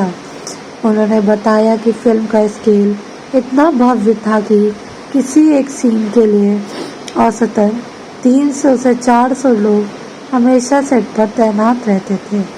और सबसे खास बात, इस फिल्म में हरे पर्दे यानी ग्रीन स्क्रीन का इस्तेमाल बिल्कुल नहीं है, बराबर किया गया है। आपने जो भी धमाके, रेत, बर्फ और पहाड़ देखे वो असली लोकेशन पर असली मौसम की मार झेलते हुए फिल्माए गए हैं। अनुराग सिंह ने बताया कि युद्ध के सीन और ऑर्डिनेट करना कोई बच्चों का नहीं खेल था। जरा सोचिए, एक तरफ जमीन पर जोरदार विस्फोट हो रहे हैं, 500 लोग दौड़ रहे हैं, चारों तरफ आग की लपटें उठ रही हैं, और उसके बीच एक एक्टर को बिना घबराए अपनी सटीक जगह पर खड़े रहना है। अगर 1 सेकंड का भी फर्क पड़ा तो जान का खतरा है। कोई बुला रहा है इसी जरा। अगर 1 सेकंड का भी फर्क पड़ता तो जान का खतरा था। इस तरीके से घड़ी की सुइयां की तरह सेट करना पड़ता था। लेकिन एक चीज थी उनके लिए असली शिद्दत बनी, वो है फाइटर प्लेन। असली लड़ाकू विमान तो मिल नहीं सकते थे, इसलिए ये हवाई लड़ाई सीन पूरी तरीके से विजुअल इफेक्ट्स पर निर्भर थे। अनुराग सिंह के लिए सबसे बड़ी परीक्षा यही थी कि उन वीएफएक्स को असली और कच्चे लगने वाले युद्ध के फुटेज के तरह साथ इस तरह मिलाया जाए कि कोई फर्क ना नजर आए। हालांकि इसकी वीएफएक्स क्वालिटी को लेकर काफ़ी आलोचना भी झेलनी पड़ी। फिल्म का एक छोटा सा प्रतिशत हिस्सा, खासकर वो नेवी का स्विमिंग पूल वाला सीन, इसी वजह से दर्शकों की नाराजगी का शिकार हुआ, क्योंकि लोगों को लगा कि भव्यता के नाम पर उन्हें धोखा दिया जा रहा है। एक और अनसुनी और भावनात्मक कहानी है सनी देओल की, जो उन्होंने एक पॉडकास्ट में साझा की। ये सीक्वल वाली नहीं, बल्कि 1997 की मूल बॉर्डर से बात जुड़ी है, जिसने इस सीक्वल की भावनात्मक नींव रखी है। सनी देओल ने अपनी आंखों से आंसू लाते हुए बताया कि पहली फिल्म का एक अंतिम दृश्य ऐसा था जिसे आखिर समय में हटा दिया गया था और वो दर्शकों तक कभी नहीं पहुंच पाया। इस डिलीट हुए सीन में उनका किरदार मेजर कुलदीप सिंह चंदपुरी युद्ध खत्म होने के बाद अकेले एक छोटे से मंदिर के पास बने बंकर की तरफ जाता है। वहां आग की रोशनी देखकर वो अंदर झांकता है तो पता चलता है उसके सारे शहीद साथी आग के चारों तरफ बैठे हुए हैं। वो उनसे बातें करता है, उनसे वादा करता है कि मैं तुम्हारे घर जाकर तुम्हारी छत ठीक कर कर आया हूँ, तुम्हारी माँ से मिल आया हूँ। वो उनसे कहता है तुम लोग अब जहाँ हो वो जन्नत और वहाँ कोई लड़ाई नहीं है। सनी देओल ने बताया कि ये सीन पढ़ते थे और बिलक बिलक कर रोते थे। ये इतना खूबसूरत और मर्मरिक दृश्य था कि आज भी उन्हें उसे याद करना रोना आ जाता है। लेकिन मजबूरी ये थी कि उस वक्त फिल्म की लंबाई बहुत ज़्यादा बढ़ गई थी कि निर्माताओं को मजबूर होकर ये सीन कटना पड़ा। ये दर्द सनी पाजी आज भी अपने सीने में दबाए हैं। अब बात करते हैं एक ऐसे धमाकेदार सरप्राइज की जिसे मेकर्स ने आखिरी दम तक किसी तिजोरी की तरह बांध रखा है, लेकिन वो रिलीज के बाद ठीक से लीक हो गया है और सोशल मीडिया पर कोहराम मचा रहा है। ये राज है 1997 की ओरिजिनल स्टोर कास्ट की भावनात्मक कैमियो की। जिन लोगों ने फिल्म देखी उन्हें अंतिम दृश्यों में अचानक अक्षय खन्ना, सुनील शेट्टी, सुदेश बेरी और पुनीत इस्कर के आकृतियाँ पर्दे पर दिखाई देती हैं। ये कोई फ्लैशबैक नहीं बल्कि एक आध्यात्मिक अनुभूति जैसा दृश्य है जिसमें सनी देओल के किरदार फतेह सिंह कलेर और लोगेवाला के शहीदों के दर्शक होते हैं। यही वो पल था जिसने हर इंसान की आंसू से आंखें भर आई, जिसने 27 साल पहले पुरानी बॉर्डर थी। लेकिन जैसे ही सीन का वीडियो सोशल मीडिया पर लीक हुआ, फैंस भड़क गए। लोगों ने गुस्सा इस बात पर की कि मेकर्स ने इतना बड़ा सरप्राइज खुद ही क्यों बर्बाद कर दिया। एक यूजर ने चढ़कर कहा, सरप्राइज का मतलब गूगल कर लो भाई, वही खराब किया तुमने। तो दूसरों ने कहा, जिन्होंने फिल्में देखी उनके लिए कुछ तो बाकी रखो। कलाकारों की निजी जिंदगियों से जुड़े कुछ ऐसे मर्मरिक तथ्य भी सामने आए जो आपको हैरान कर देंगे। बहुत कम लोग जानते हैं कि एक्टिंग के पुजारी और अपनी दहाड़ के दुश्मन के छक्के छुड़ाने वाले सनी देओल बचपन में एक गंभीर मानसिक चुनौती से दूर रहे हैं। वो डिसलेक्सिया से पीड़ित है। आपने एक पॉडकास्ट में सनी देओल ने ये राज खोला कि उन्हें बचपन में पढ़ने लिखने में बेहद दिक्कत होती थी। सब उन्हें डफर यानी बेवकूफ़ समझते थे। अक्सर टीचर भी और बड़े थप्पड़ मारते पड़ते थे क्योंकि उस ज़मीन में इस बीमारी के बारे में कोई जागरूकता नहीं थी। एक और इमोशनल कनेक्शन मोना सिंह से जुड़ा है जो इस फिल्म में सनी देओल की पत्नी बनी है। टीवी से निकलकर बॉलीवुड में अपनी जगह बनाने वाली मोना सिंह ने एक बार शाहरुख खान को ही सेट से बाहर जाने के लिए कह दिया था। हुआ ये था कि मोना एक इमोशनल सीन्स फिल्मा रही थी। किंग खान खड़े होकर निहार रहे थे। वो उन्होंने घबरा कर कह दिया, सर आप यहाँ खड़े हो तो सीन नहीं कर पाऊंगी। इस पर शाहरुख खान ने अपने अंदाज में हंसते हुए कहा, Mona what do you mean, you have to be professionalism. और अब आखिरी और सबसे रोंगटे खड़े कर देने वाली बात दिलजीत दोसांझ के बारे में, जो आप ये सब तो जानते हैं कि एक बड़े पंजाबी सिंगर और एक्टर हैं, लेकिन उनकी आध्यात्मिकता और उपलब्धियों का एक और ऐसा पहलू है जो उन्हें बाकी सबसे अलग करता है।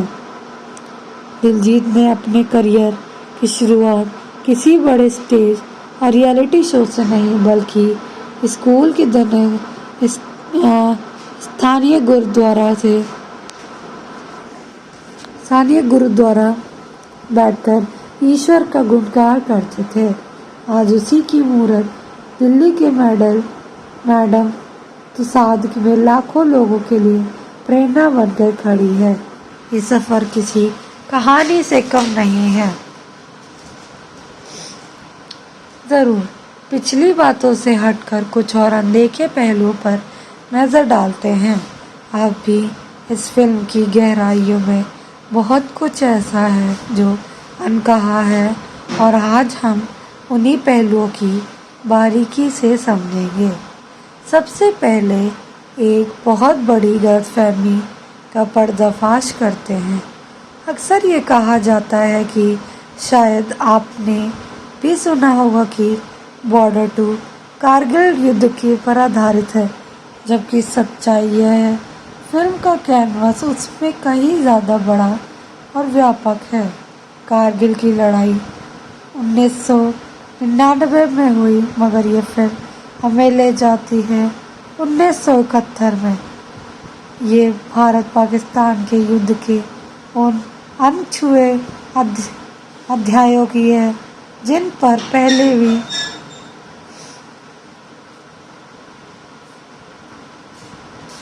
इतने बड़े पैमाने बात नहीं हुई। इसकी कहानी सिर्फ थल सेना तक नहीं सीमित है।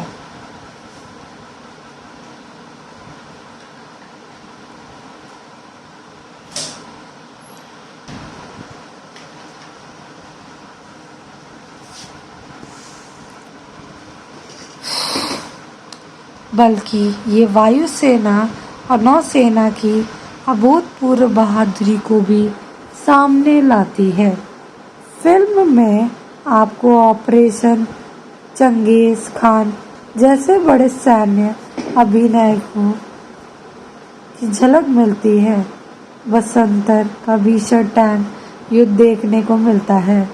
साथ ही INS कुक्करी जैसे युद्धपोत की शहादत की दास्तान भी बयान होती है, जो दुश्मन की पनडुब्बी से लोहा लेते हुए समंदर में समा गए हैं।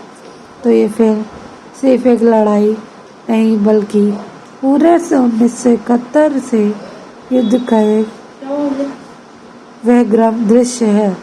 अब जरा इस फिल्म के किरदारों को गहराई में उतरते हैं।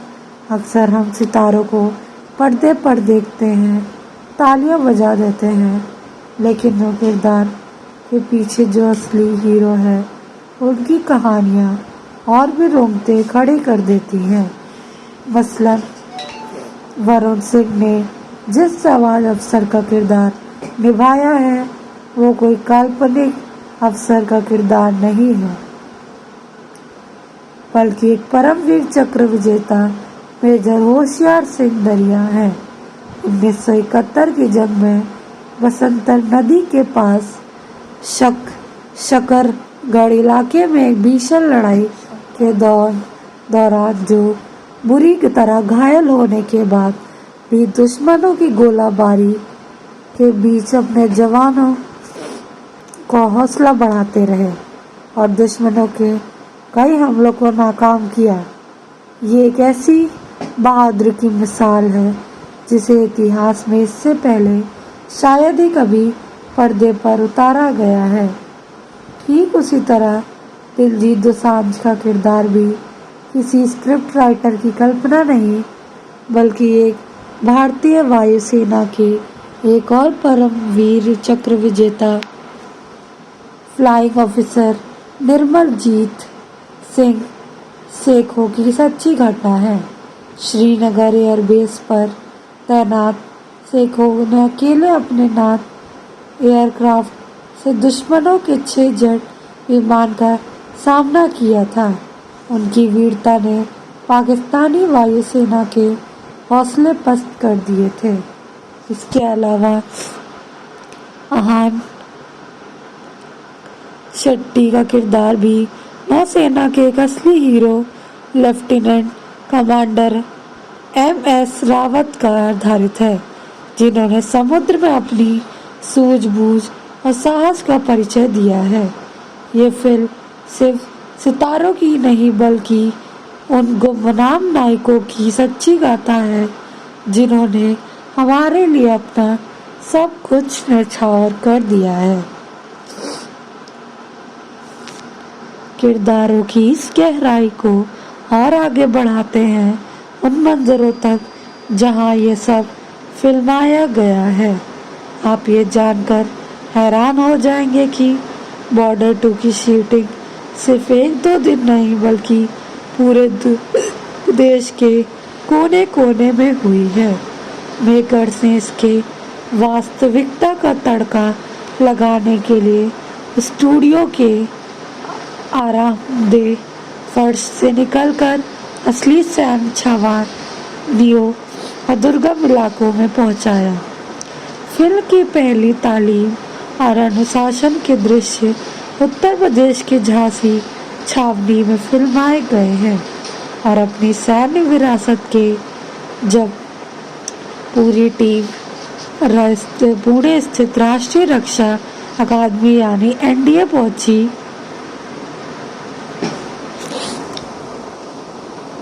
ये वो जगह है जहां पूरे देश के भावी सैनिक अफसर गढ़े जाते हैं और यहाँ के माहौल में ढलकर अभिनेताओं की बॉडी लैंग्वेज में एक अलग ही निखार आया था। इसके बाद का सफ़र और भी रोमांचक रहा। उत्तराखंड के दौरान देहरादून के आसपास हल्दवाला गांव में तो युद्ध क्षेत्र जैसा एक पूरा भव्य सेट बनाया गया जहां पहाड़ियों और जंगल के बीच में जबरदस्त एक्शन सीन्स फिल्माए गए।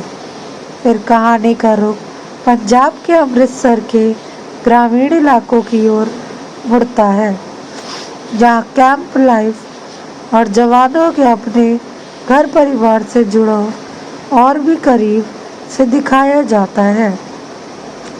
और सबसे आखिर में राजस्थान के जैसलमेर में विशाल रेगिस्तान में जाकर खुद बेहद महत्वपूर्ण युद्ध और राजनीतिक दृश्यों को आजमा दिया गया ताकि 1971 के युद्ध का हर पहलू, हर मौसम और हर जमीन का एहसास पर्दे पर जीवंत हो सके। चलिए अब एक ऐसे मोड़ पर आते हैं जो फिल्म प्रेमियों के लिए किसी खजाने से कम नहीं है। इस फिल्म का संगीत सुनकर आपको पुरानी यादें का एक झोंका सा लगेगा। इसकी वजह है फिल्म का बेहद खास गाना घर कब आओगे, जो 1971 की बॉर्डर्स के उस अमर गीत संदेश आते की आत्मा नए अंदाज में जीवित किया गया है। इस गाने को मिथुन ने कंपोज किया है और इसके अपनी जादुई आवाज़ों से सजाया है सोनू निगम, अरिजीत सिंह, रूप कुमार राठौड़ और विशाल मिश्रा जैसे दिग्गजों ने। यही नहीं, ये खुद दिलजीत दोसांझ ने भी इस गाने में अपनी आवाज़ का जादू बिखेरा है। हालांकि जैसे ये गाना रिलीज हुआ सोशल मीडिया पर तो खूबों में बेहद बहस छिड़ गई। एक तरफ वो लोग जिनकी आंखों से आज गाना सुनकर आंसू आ गए, उन्होंने इस पूरे पुराने गीत को एक भावपूर्ण श्रद्धांजलि मांगा। वहीं दूसरी तरफ एक माना था लोगों ने कि ये नया वर्जन उस पुराने दर्द और सादगी को पूरी तरह नहीं छू पाया, वो जो अनूप मलिक के संगीत और जावेद अख्तर के लिखे गीत का था। ये सब एक काल्पनिक बहस है जिसने इस गाने को और भी चर्चित बना दिया।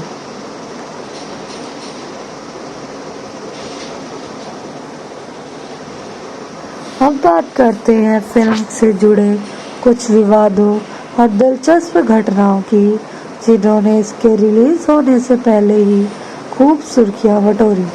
इससे बड़ा विवाद दिलजीत दोसांझ को लेकर हुआ। उस समय पर ऐसी अटकलें जोरों पर थी कि उन्हें फिल्म से बाहर किया जा सकता है। इसकी वजह थी उनकी सरदार जी 3, जिसमें पाकिस्तानी अभिनेता हानिया आमिर भी थी। जब पहलगाम जैसी दुर्घटना के बाद पाकिस्तानी कलाकारों का प्रतिबंध लगाने की मांग फिर से जोर पकड़ ली गई थी, तो दिलजीत दोसांझ का भी इसका असर पकड़ने की खबर आई थी।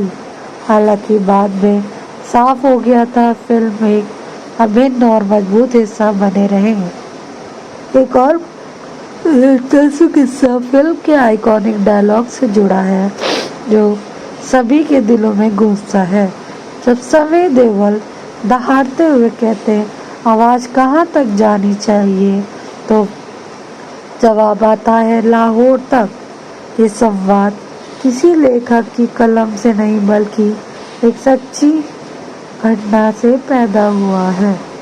शूटिंग के दौरान जब टीम एक सेना के कैंप में गई तो वहां प्रशिक्षक अपने कैंडिडेट्स का हौसला बढ़ाने के लिए यही नारा लगा रहे थे और वहां मौजूद 100 से ज़्यादा जवानों के साथ मिलकर ये जवाब दिया था। बस यहीं से ये लाइन फिल्म की पटकथा का एक अमर हिस्सा बन गई है। अब इन सब के स्तर फिल्म की भावनात्मक गहराई का एक पहलू इसे समीक्षकों ने भी उजागर किया है। बॉर्डर 2 उन चुनिंदा युद्ध फिल्मों में से एक है जो दुश्मन को भी एक इंसान के रूप में देखने की हिम्मत रखती है। फिल्म एक बेहद मर्मिक क्षण है जब युद्ध पर जाने से पहले दिलजीत का किरदार की माँ उनसे कहती है कि वो प्रार्थना करे कि तुम ज़्यादा से ज़्यादा दुश्मनों को मार सको।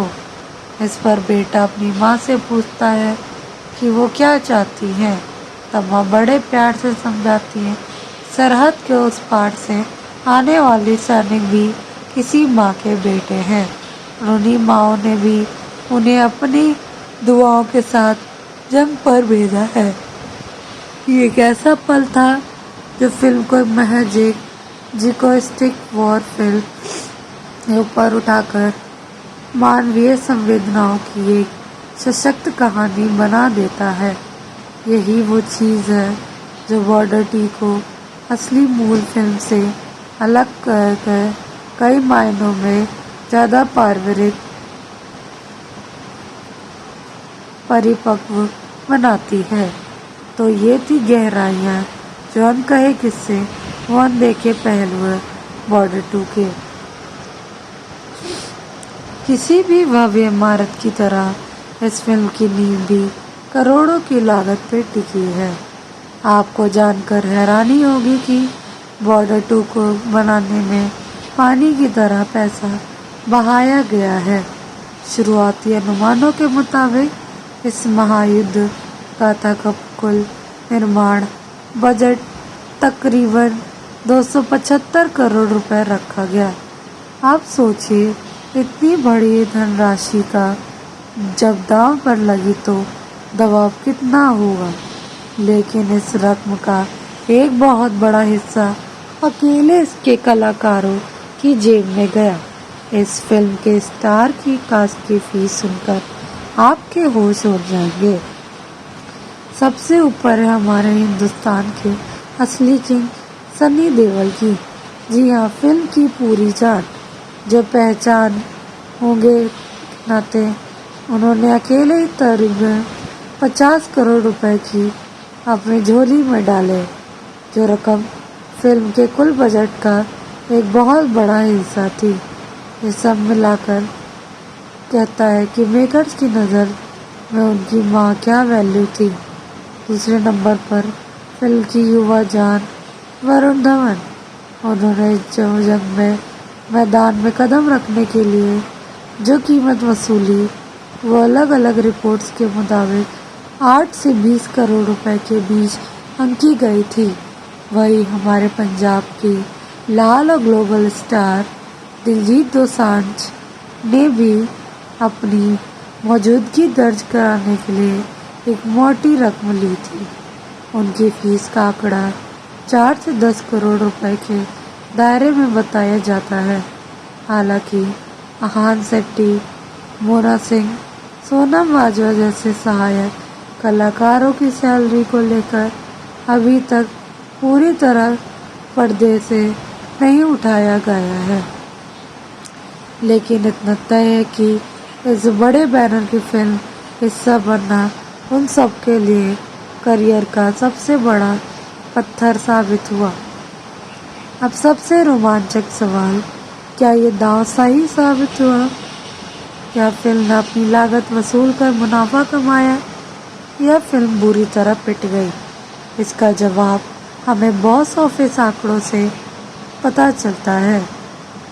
23 जनवरी 2026 को रिलीज हुई फिल्म ने पहले ही दिन भारतीय बॉक्स ऑफिस पर ताबड़तोड़ कमाई की। हालांकि शुरुआती मुहूर्त थोड़ी धीमी रही, लेकिन गणतंत्र दिवस के वीकेंड पर फायदा उठाते हुए फिल्म ने पहले हफ्ते में ही 250 करोड़ रुपए का आंकड़ा पार कर दिया था। ये एक जबरदस्त शुरुआत थी। इसके बाद फिल्म ने रफ्तार पकड़ी और अपने 50 दिनों में सिनेमाई सफर में भारत में कुल 362 करोड़ रुपए की नेट कमाई की। विदेशों में भी इसने 57 करोड़ की अतिरिक्त कमाई की, जिसे मिलाकर दुनिया भर में कुल कमाई 500 करोड़ के आसपास पहुंच गई। तो इन नंबरों का मतलब क्या है? क्या ये हिट थी या फ्लॉप? गणित का एक सीधा सवाल था। 275 रुपए की लागत के मुकाबले फिल्म के निर्माताओं को लगभग 90 करोड़ रुपए का शुद्ध लाभ दिया। इसने प्रतिशत में देखें तो फिल्म ने अपनी लागत का तकरीबन 31% का रिटर्न दिया। ट्रेंड एनालिसिस की नज़र में इस प्रदर्शन को एक ठोस प्लस और या एवरेज सफलता का तमगा दिया है। भले ही ये गदर 2 जैसी ऐतिहासिक ब्लॉकबस्टर ना बन पाई हो जिसकी उम्मीद थी, लेकिन इसने अपने पैरों पर खड़े होकर निर्माताओं को घाटे से बचा लिया। यही नहीं, अपने रिलीज के समय ही सबसे ज़्यादा कमाई करने वाले फिल्म बनकर उभरी।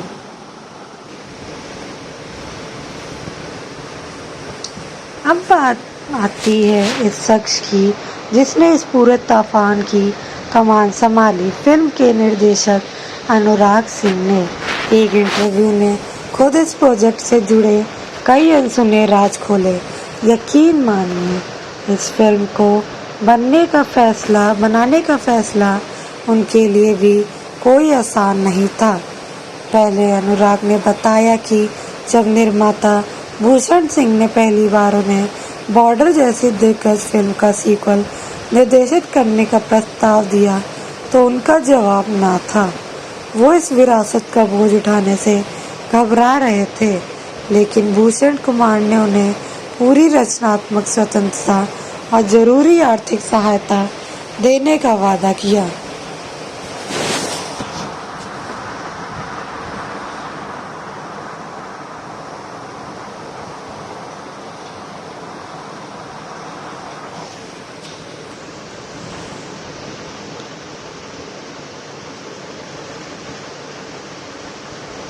जिसने बात ही वे इसके लिए राजी हुए। अनुराग का कहना है कि भूषण कुमार ने अपना वादा पूरी तरीके से निभाया। हालांकि शूटिंग के दौरान की चुनौतियां के बारे में बात करते हुए उन्होंने जो खुलासा किया वो हैरान करने वाला है। उनके अनुसार इस फिल्म का सबसे मुश्किल हिस्सा था बिना हरे पर्दे के असली लोकेशन पर युद्ध के विशाल दृश्यों को अंजाम देना। कल्पना कीजिए, एक साथ 300 से 400 लोगों की टीम के साथ सर्दी, गर्मी, चरम स्थितियों में देहरादून और झांसी जैसी जगहों पर शूटिंग करना। उन्होंने बताया कि युद्ध के सीन में हर एक विस्फोट, हर एक एक्टर की पोजीशन और 500 से ज़्यादा बैकग्राउंड कलाकारों की लड़ाई को एक साथ एक घड़ी की सुइयों की तरह कोऑर्डिनेट करना अविश्वसनीय रूप से कठिन था। और सबसे बड़ी परीक्षा थी असली लड़ाकू विमान के बिना सिर्फ विवेक्स के जरिए हवाई युद्ध को जीवंत करना। इन सब के बावजूद वो कभी नहीं घबराए, क्योंकि वो हमेशा से ऐसी मुश्किल चुनौतियों को स्वीकार करना पसंद करते थे। पटकथा के बारे में भी उनका एक बड़ा बयान सामने आया। उनका साफ मानना है कि लेखक ही असली हीरो है, इसलिए उन्होंने इस पुरुष प्रधान युद्ध फिल्म में भी महिला किरदारों को सिर्फ दिखावे के लिए नहीं रखा, बल्कि उन्हें एक सशक्त और बहुआयामी भूमिका दी। इतना बड़ा प्रोजेक्ट पूरा करने के बाद अब वो एक ब्रेक लेकर इस फिल्म की सफलता समीक्षाओं से सीखना चाहते हैं और शायद इसके बाद कोई और भी बड़ी चुनौती हाथ में लेंगे। तो दोस्तों, ये था उस भव्य फिल्म का पूरा हिसाब किताब और उसके सूक्ष्म सुधार की कहानी। बिल्कुल, आइए अब हम इस फिल्म के उन 3 बेहद अहम पहलुओं की गहराई में उतरेंगे जिन्होंने इस महज एक फिल्म से निकलकर एक राष्ट्रीय चर्चा का विषय बना दिया। हम बात कर रहे हैं इसके रोमांच एक्शन दृश्यों की, इस संगीत के जादू और उससे लेखनी ही जिसने एक पूरे साम्राज्य की नींव रखी। ये वो सीन, इस 3 स्तंभ है जिन पर बॉर्डर 2 की पूरी इमारत टिकी हुई है, और इनमें से हर सीन एक की अपनी एक कहानी, अलग दिलचस्प कहानी है। सबसे पहले बात करते हैं एक्शन की। इस फिल्म का एक्शन कोई साधारण मार धाड़ नहीं है, ये एक सोची समझी राजनीतिक का नतीजा है, जिसे पर्दे पर उतारने के लिए हॉलीवुड के एक मास्टरमाइंड को बुलाया गया था। सुना जाए तो फिल्म के स्टैंडर्ड युद्धकर्मों को डिज़ाइन करने के लिए मेकर्स ने एक अंतर्राष्ट्रीय ख्याति प्राप्त एक्शन निर्देशक को साइन किया है। कहा तो ये भी जा रहा है कि इस एक्शन निर्देशक ने पहली Mad Max Fury Road, Avengers end of Ultron जैसी हॉलीवुड ब्लॉकबस्टर पर काम किया था। हालांकि फिल्म के आधारिक तौर पर इस नाम पर अभी तक पूरी तरीके से मोहर नहीं लगी है, लेकिन इस एक संभावना ने ही दर्शकों की उम्मीदों को आसमान पर पहुंचा दिया है। जब दर्शकों ने एक्शन के वो छोटे छोटे टुकड़े देखे तो उनका दिल जीत लिया। ट्रेलर में जो दिखाया गया उसने तो मानो आग ही लगा दी।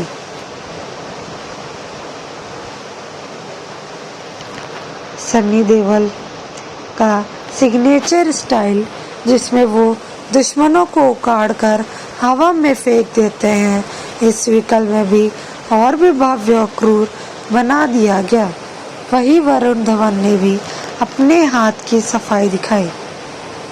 एक सीन में तो जब उनके पास बंदूक की गोलियां खत्म हो जाती हैं तो वो सिर्फ बर्फ की सिल्ली को ही हथियार बनाकर दुश्मन पर टूट पड़ते हैं।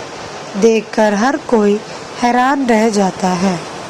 दिलजीत दोसांझ का एक्शन अवतार भी कमाल का है, खासकर वो सीन जहां वो एक हाथ से घायल साथी को खींच रहे थे और दूसरे हाथ से दुश्मन को फायरिंग कर रहे थे। इस सब एक्शन सीन्स को लेकर एक बात जो सबसे अलग खड़ी है वो है इनका यथार्थवाद। आपको यह गोलियों की कभी न खत्म होने वाली मैगजीन नहीं दिखेगी। हथियार ओवरहीट होकर जाम हो जाते हैं, बारूद के धमाके से बर्फ की चट्टानें टूटकर गिरती हैं और सैनिक ऊंचाई पर ऑक्सीजन की कमी से जूझते लड़ते नजर आते हैं। दिसंबर की कड़ाके की ठंड जब तापमान 0 के नीचे चला जाता है, तब इन कलाकारों ने अपनी जान जोखिम से डालकर ये सीन पूरे किए। एक और चीज़ जो देखने को मिली, high speed load drag aerial action. भारतीय वायुसेना ने ऑपरेशन को दर्शकों के लिए जिस तरीके का ड्रग फाइट सीन मिलवाया है, उसकी कैमरा का एंगल और ध्वनि इतना सटीक है कि आपको ऐसा लगेगा कि आप खुद MiG-21 के कॉर्पोरेट कॉकपिट में बैठे हैं। एक्शन ने इस पूरे ताने बाने में ही दर्शकों को सीट से बांधकर रखने का काम किया है, लेकिन एक्शन के सीन दर्शकों ने कुछ ऐसे विवादों को भी जन्म दे दिया है जिनकी गूंज आज तक सुनाई देती है। सबसे बड़ा विवाद जिसने पूरी फिल्म इंडस्ट्री को हिलाकर रख दिया है, वो था बकाया मेहताने को लेकर क्रू मेंबर्स का विद्रोह। आपको ये जानकर ताज्जुब होगा कि एक तरफ जहां बड़े सितारों को करोड़ों की फीस दी गई, वहीं दूसरी तरफ जूनियर कलाकारों और तकनीशियनों को उनका वाजिब भुगतान नहीं मिला।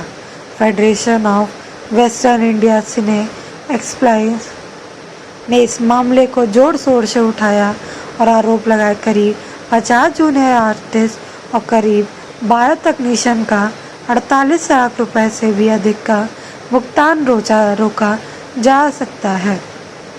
इस मुद्दे ने तब बड़ा तूल पकड़ लिया तब इन पीड़ित कर्मचारियों ने एक प्रेस कॉन्फ्रेंस करके मेकर्स पर शोषण का आरोप लगा दिया। उनका कहना था कि जिस फिल्म को बनाने में उन्होंने अपना खून पसीना एक कर दिया, उसी ने उनके साथ छल किया है। यही नहीं, इस मामले ने एक और बुरा मोड़ तब ले लिया जब उन आरोपों के जवाब में निर्माताओं ने 50 जूनियर कलाकारों को धमकी भरा ईमेल भेजा। इस ईमेल में साफ तौर पर कहा गया था कि अगर इन कर्मचारियों ने अपनी शिकायत वापस नहीं ली तो माफ़ी नहीं मांगी और उन्हें इंडस्ट्री से बैन कर दिया जाएगा। इस धमकी ने आग में घी का काम किया और सोशल मीडिया पर लोग मेकर के इस रवैये के खिलाफ मुखर हो रहे थे। फॉयस ने भी इस पर कड़ा रुख अपनाते हुए कहा कि कोई भी निर्माता कभी कर्मचारी को इस तरीके की गुंडागर्दी भरी धमकी नहीं दे सकता है और ये सरासर गैर कानूनी है। और इस पूरे प्रकरण ने फिल्म की चमक धमक के पीछे छिपी उस कड़वी सच्चाई को उजागर कर दिया है, जहां मुनाफे की इस लड़ाई में सबसे छोटे और कमज़ोर कर्मचारी की आवाज़ को दबाने की कोशिश की गई है।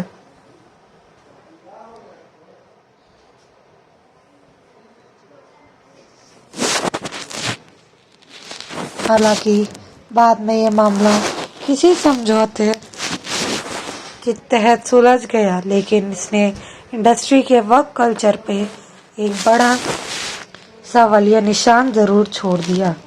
अब इस तूफान से निकलकर एक सुकून भरी दुनिया में चलते हैं, जहाँ संगीत और लेखनी ने मिलकर इस फिल्म को आत्मा फूंक दी। फिल्म का संगीत कोई आम फिल्मी एल्बम नहीं, बल्कि एक भावनात्मक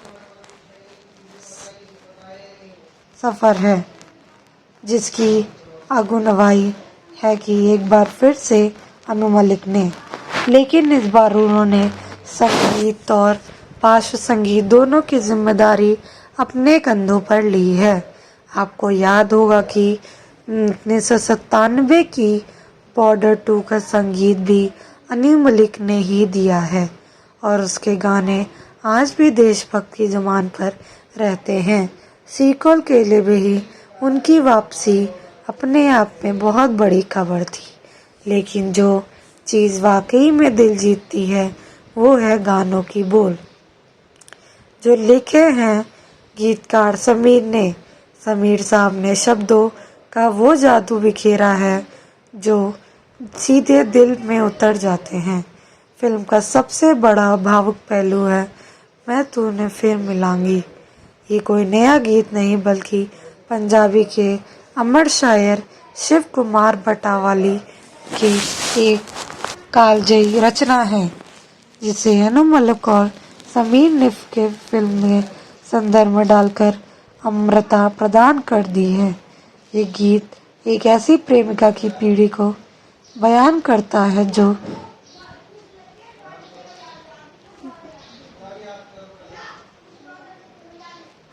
देश के रणभूमि में जा सकती है, अपनी से ये वादा कर लेती है कि उसे फिर मिलेगी, चाहे कभी भी कुछ भी हो जाए। इस गाने की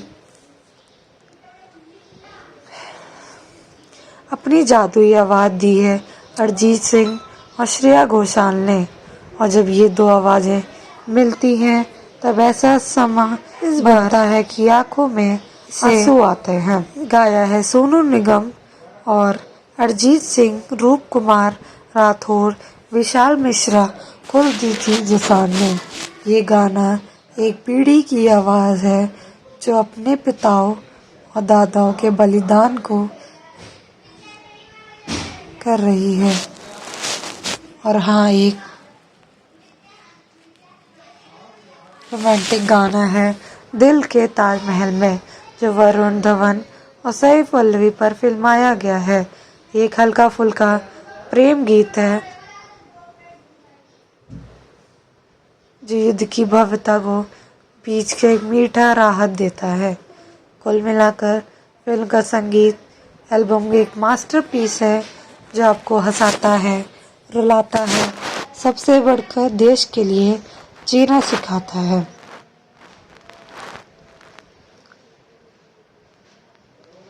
सुमित ने ही फिल्म के संवादों में वो जान डाली है जो सीधे दिल में उतरती है।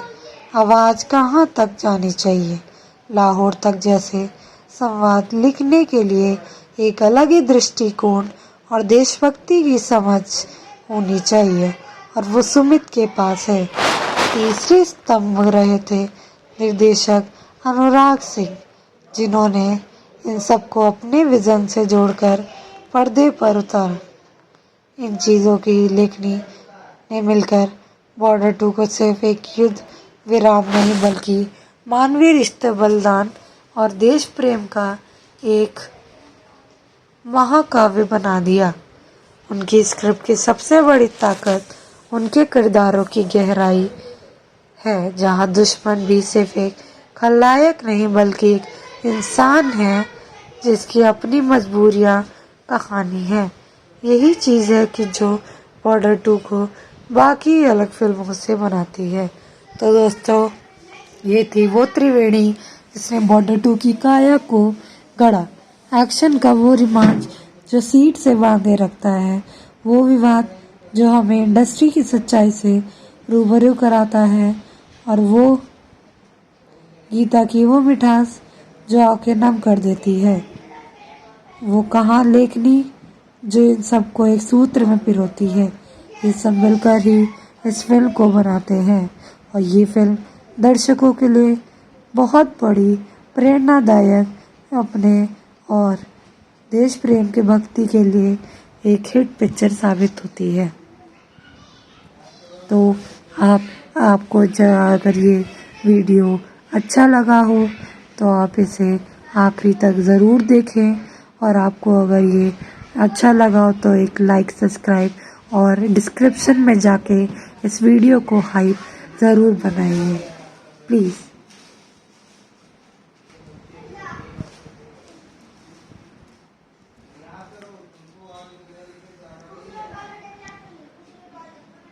तो अब मैं आपको इस फिल्म के एक और बहुत ही इमोशनल और ख़ास पहलू के बारे में बताने जा रहा हूँ। खास का एक और नाम जिसे आप अपने पर्दे को नहीं देख पाएंगे, लेकिन उसकी आत्मा इस फिल्म में बसती होगी।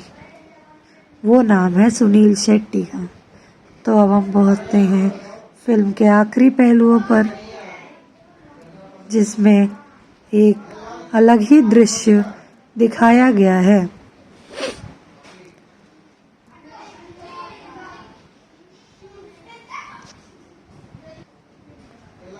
गुलशन देवैया के किरदार का खुलासा अभी नहीं हुआ। तो दोस्तों, ये थी बॉर्डर 2 की पूरी कहानी और हर वो अनसुनी डिटेल।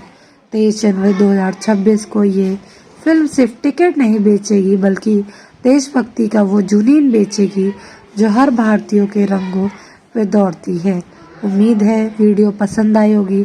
अगर हाँ तो लाइक बटन को तोड़ दीजिएगा, शेयर कीजिएगा और चैनल को सब्सक्राइब करना मत भूलिएगा और इस वीडियो को हाइप बना दीजिए। तब तक के लिए जय हिंद, जय भारत।